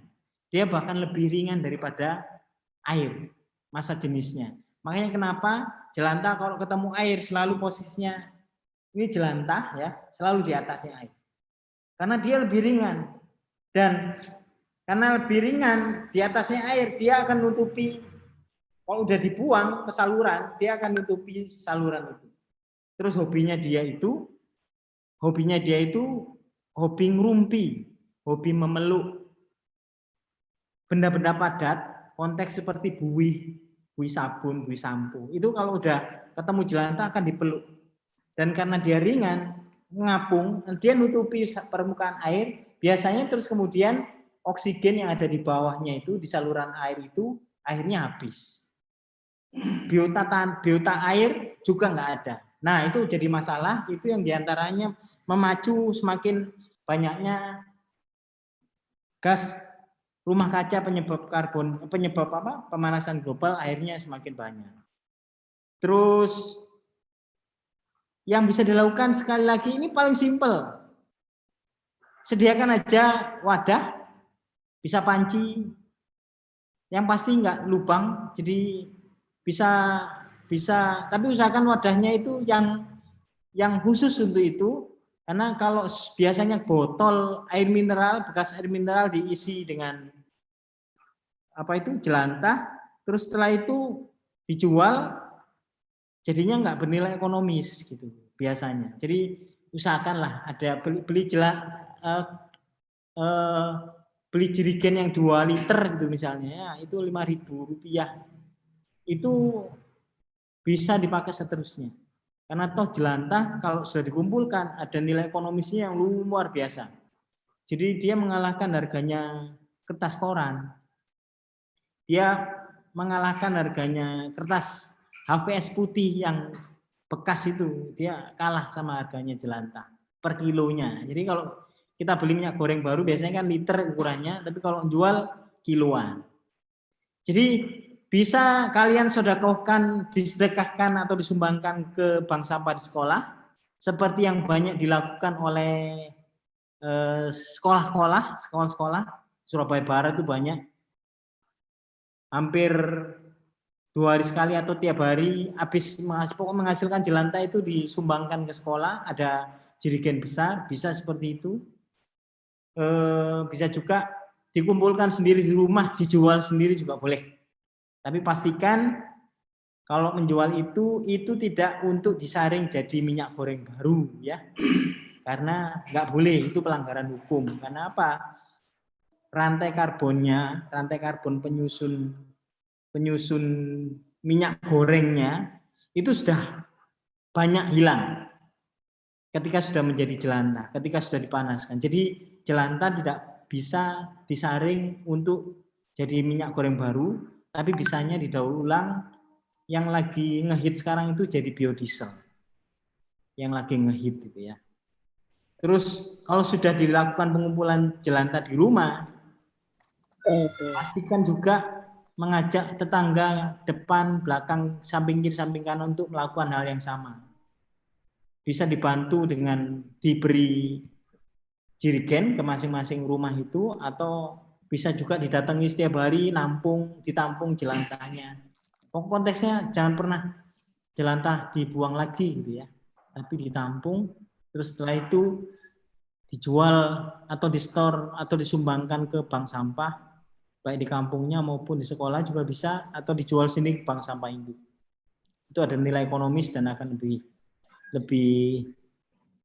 lebih berkah. Karena kalau dibuang sampah jelantah akan jadi masalah. Maaf. Ini yang berikutnya kaitannya dengan tumbuhan. Maaf Mas Samroni. Ya. Waktunya sudah habis Mas. Oh, sebentar saya cepetin. Iya, oke, terima kasih. Jadi ini ada contoh, ini anak SD, ini keren ini. Ini SDN Pakis nih. Kemarin kalau nggak salah dia viral ini, di beberapa online Surabaya ya. Sampai puluhan ribu itu. Jadi atap rumah begitu ya. Safety tentu diperhatikan. Jadi dimanfaatkan untuk bercocok tanam. Itu ada hidroponik, ada juga yang tabung lampau, tapi tetap safety dilakukan. Jadi berzero waste kepada keluarga sekitar, diajak keluarga sekitar. Terus ini ayo bersama keluarga dengan tetap memperhatikan protokol kesehatan, bisa memprakarsai bersih-bersih sekitar, bisa juga ikut serta. Kalau paling mudah memang ikut serta ya, kan lebih bagus lagi kalau memprakarsai. Nggak harus yang jauh-jauh lah. Kalau tiap minggu kami ada dalam jumlah terbatas hanya 50 orang ngajak keluarga untuk bersih-bersih pesisir Tambak Wedi tiap minggu itu.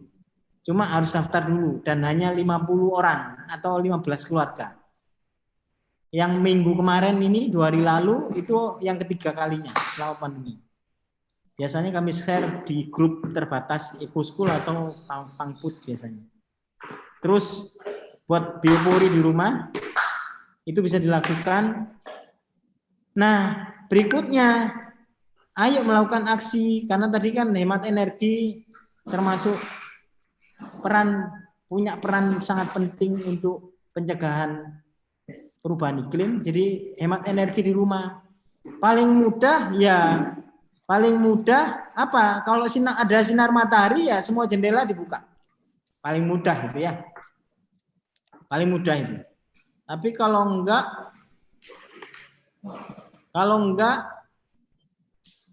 ini kalau misalnya sudah terlanjur pasang AC di rumah, pastikan sebelum AC dinyalakan semua ruangan sudah tertutup. Terus settingnya jangan 16 derajat ya. Setting 24, 25 gitu ya.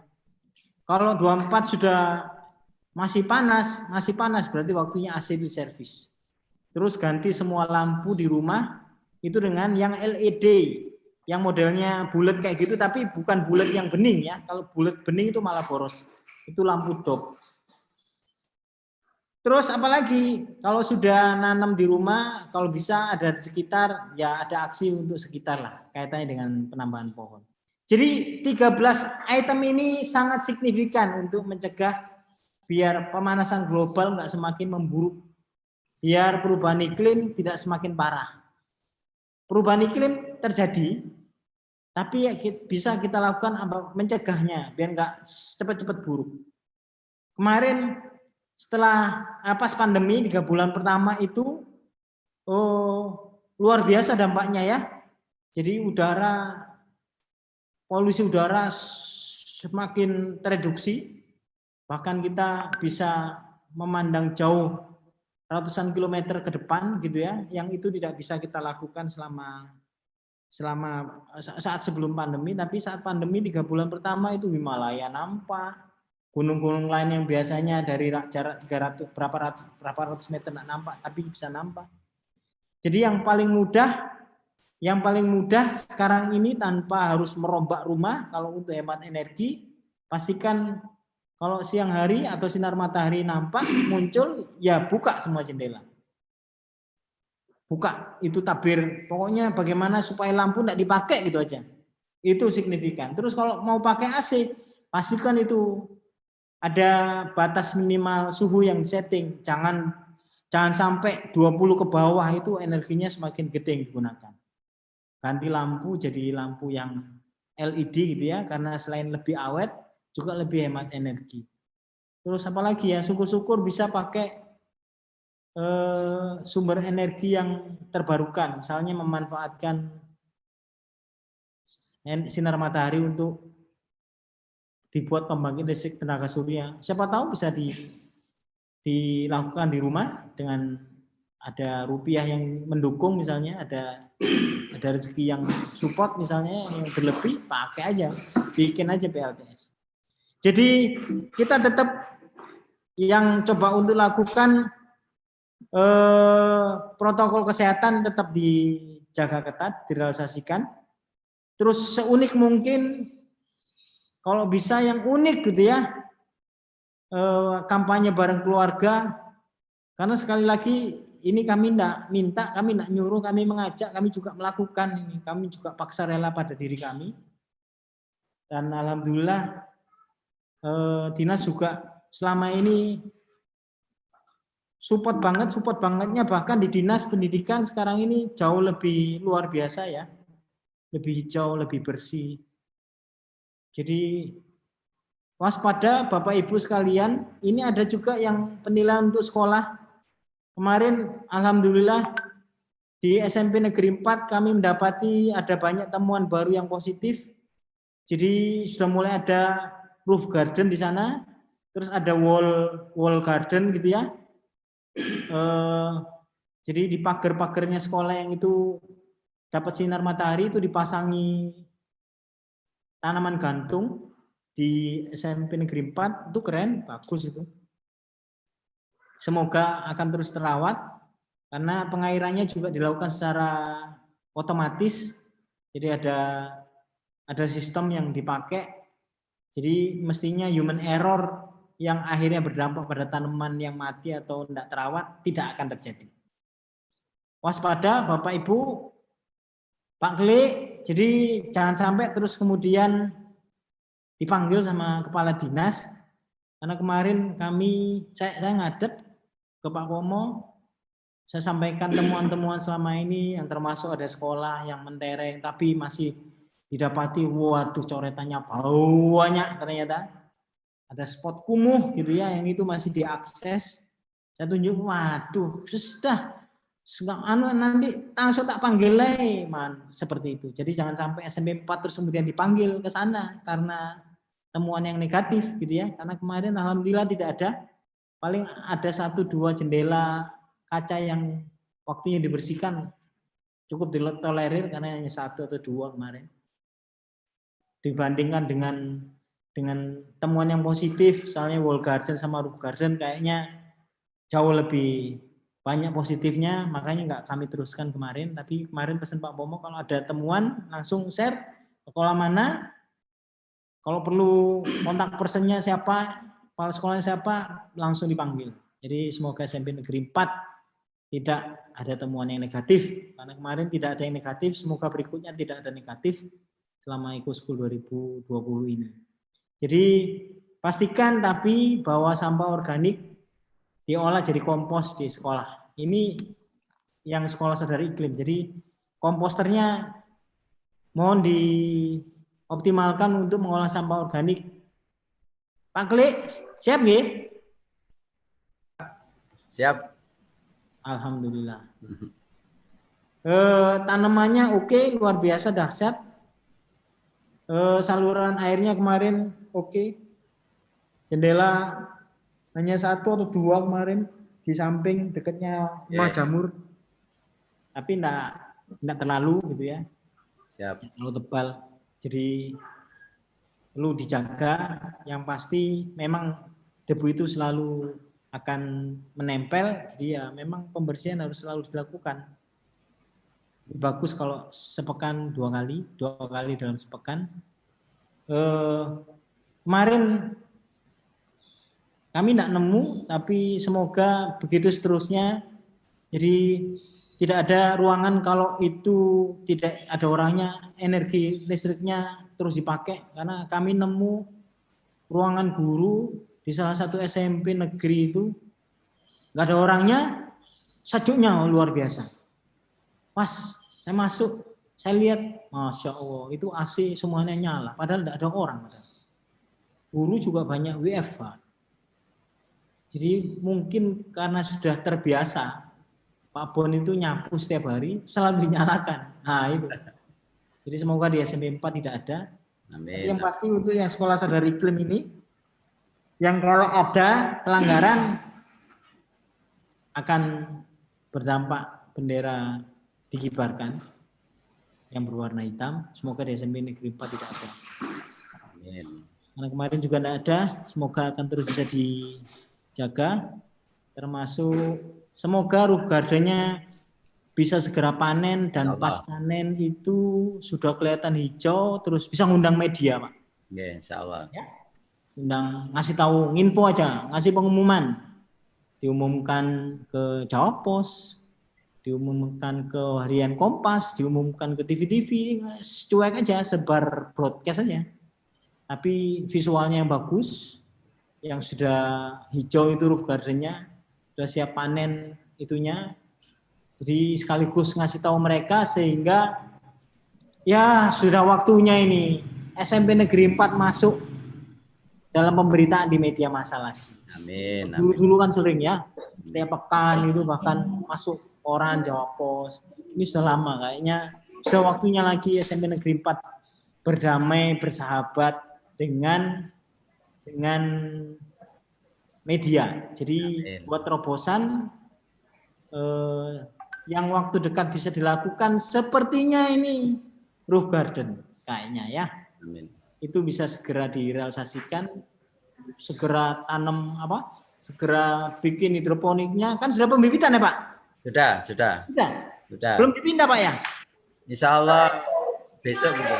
Mestinya udah dipindah itu udah lebih seminggu kan? Mestinya udah siap dipindah. Tadi masih suap tadi, guru-gurunya masih suap. Ya. Semoga besok. Terus yang katanya tabulam pot atau tanam dalam pot itu di bawah mau dipindah ke atas.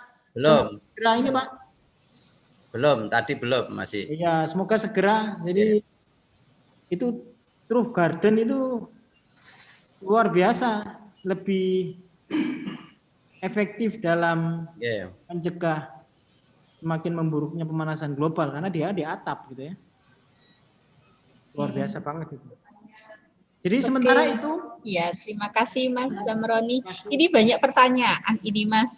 Mungkin saya ambil salah satu ya, karena waktunya. Gak usah nandur tanaman dalam pot. Oleh sapi hilang. Kenapa? Kenapa Mas Zamroni? Monggo, dipilih aja. Ya, saya pilih ya Mas ya.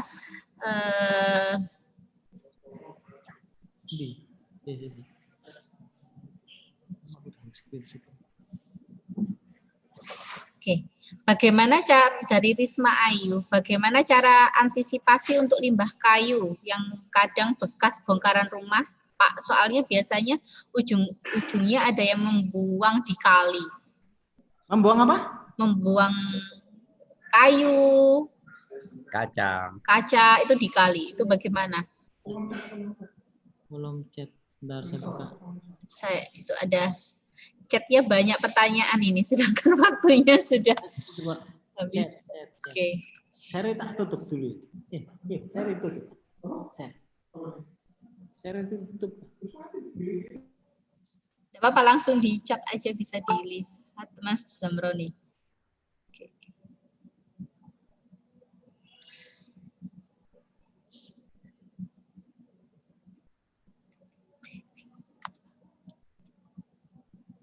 Halo, Mas Zamroni.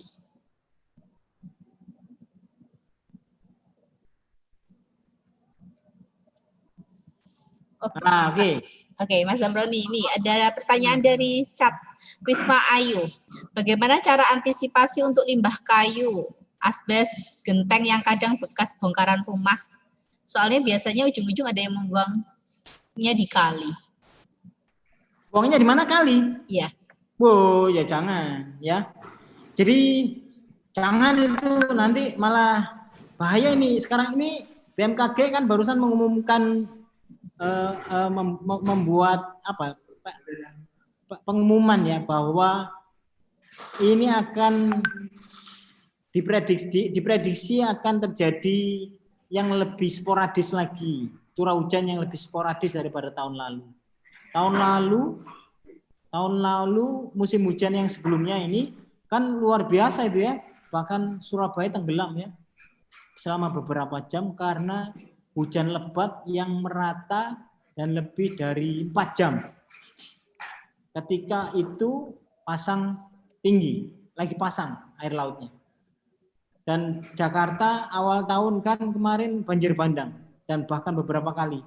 Jadi pastikan bahwa sekitar kita saluran air tidak ada endapan, bahkan sekolah aja nggak boleh ada endapan, apalagi sekitar rumah, jangan malah dibuangi dengan bongkahan kayu, asbes remuannya, jangan ya.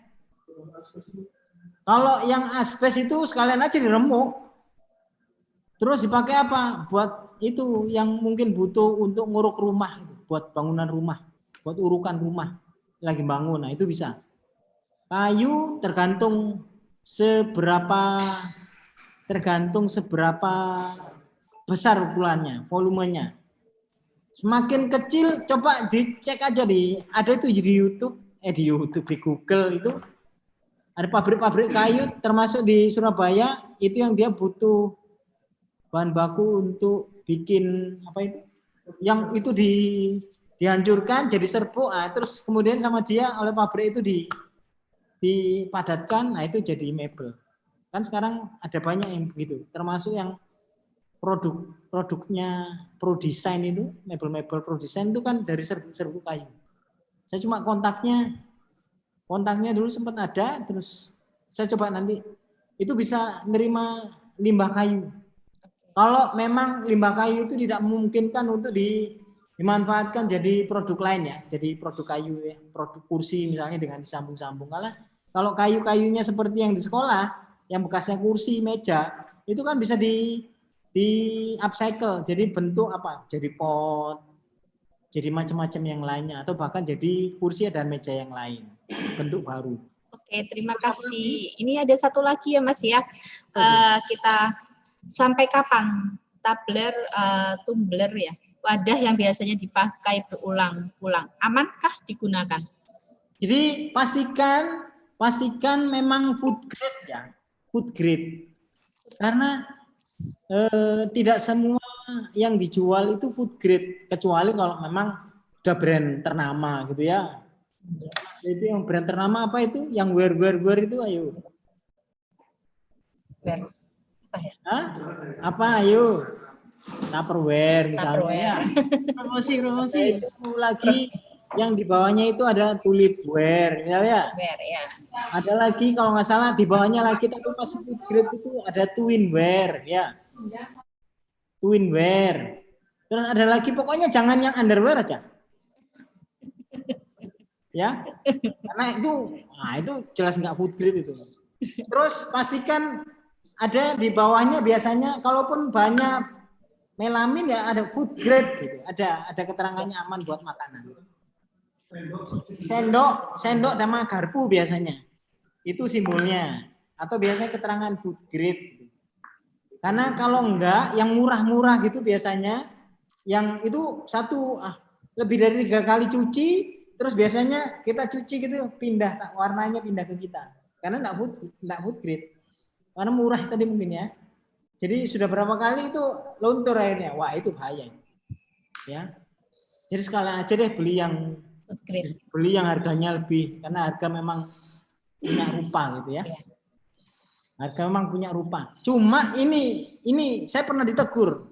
Yang di luar itu, teman-teman yang benar-benar yang misalnya termasuk yang kemarin Surabaya jadi tuan rumah Hari Habitat Dunia dengan UN Habitat. Itu mereka sulit banget dengan plastik sih. Jadi apapun pokoknya yang plastik, karena suatu saat nanti dia juga akan rusak, katanya begitu. Dan kalau sudah rusak, itu akan jadi masalah. Sekalian aja yang non plastik, katanya begitu. Ya, tapi langkah paling gampang, ya kalau mau pakai plastik, yang bisa dipakai berulang kali. Nah, berulang kalinya itu tergantung harga biasanya. Ya, berulang kalinya ya. Ada lagi?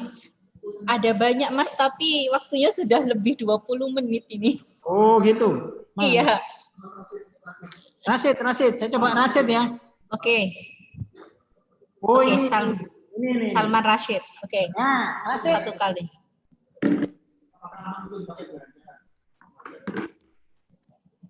Tentang tas belanja ya. Rasid. Nah. Ini yang tadi saya jelaskan ya. Coba kelihatan. Ini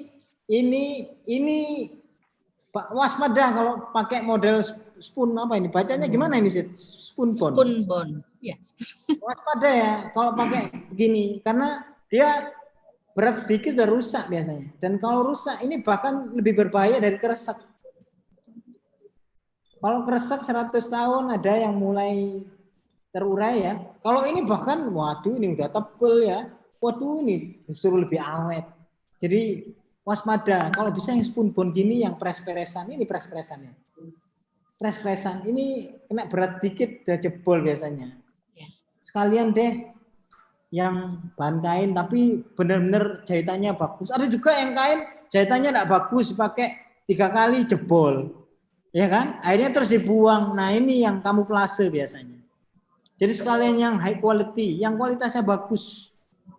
Jangan terus pakai bahan kain tapi jahitannya nggak bagus, akhirnya yang nggak bisa dipakai berulang kali juga, 3 kali jebol, ya kan?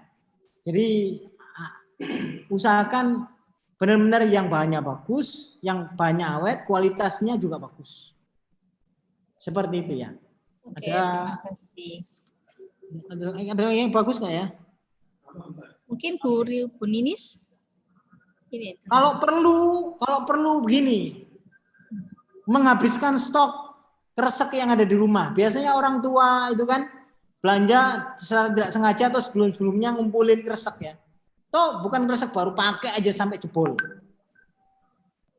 Sampai jebol. Maksudnya kalau kan yang dihindari itu kresek karena terlalu sering dapat, akhirnya terus sekali pakai terus dibuang. Simpan aja terus pakai lagi. Kalau perlu ditulisi, diturus. Kresek itu, oh dipakai sekali, diturus. Pakai spidol permanen. Oh baru sekali, pakai lagi. Kedua kali dikasih tambah lagi coretan. Kedua, pakai lagi ketiga. Kasih tanda lagi, terus begitu. Itu malah keren. Ya, tapi bukan baru ya. Bukan baru. Jadi bawa dari rumah kresek bekas yang udah itu. Diturus sampai berapa kali sih sebenarnya? Keren itu. Buat gerakan gitu juga boleh. Jadi seperti itu, apalagi ya? Sama di sana tidak dibakar, tapi ditumpuk saja. Apa? Untuk sudah. Oh, sudah ya. Baik, semoga sudah gerakan yang akan dihasilkan oleh warga SMP Negeri 4 itu Iradatul Hasanah sakit kayaknya ya. Terima kasih Mas Zamroni. Gerakan yang akan membuat SMP Negeri 4 jadi dahsyat untuk gerakan sadari ini. Oke, terima kasih Mas Zamroni atas materinya yang luar biasa. Hadirin sekalian, demikianlah acara webinar hari ini yang membahas tentang Climate Action on Pandemic COVID-19. Mohon maaf apabila ada pertanyaan yang belum sempat dijelaskan. Mudah-mudahan ada kesempatan untuk kita webinar bersama Tunas Hijau lagi.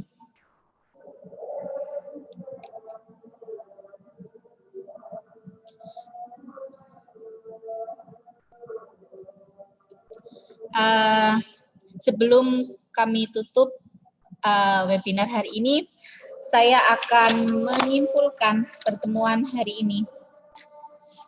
Keluarga Sadar Iklim 2020 adalah aksi nyata bersama keluarga sebagai upaya mitigasi adaptasi perubahan iklim.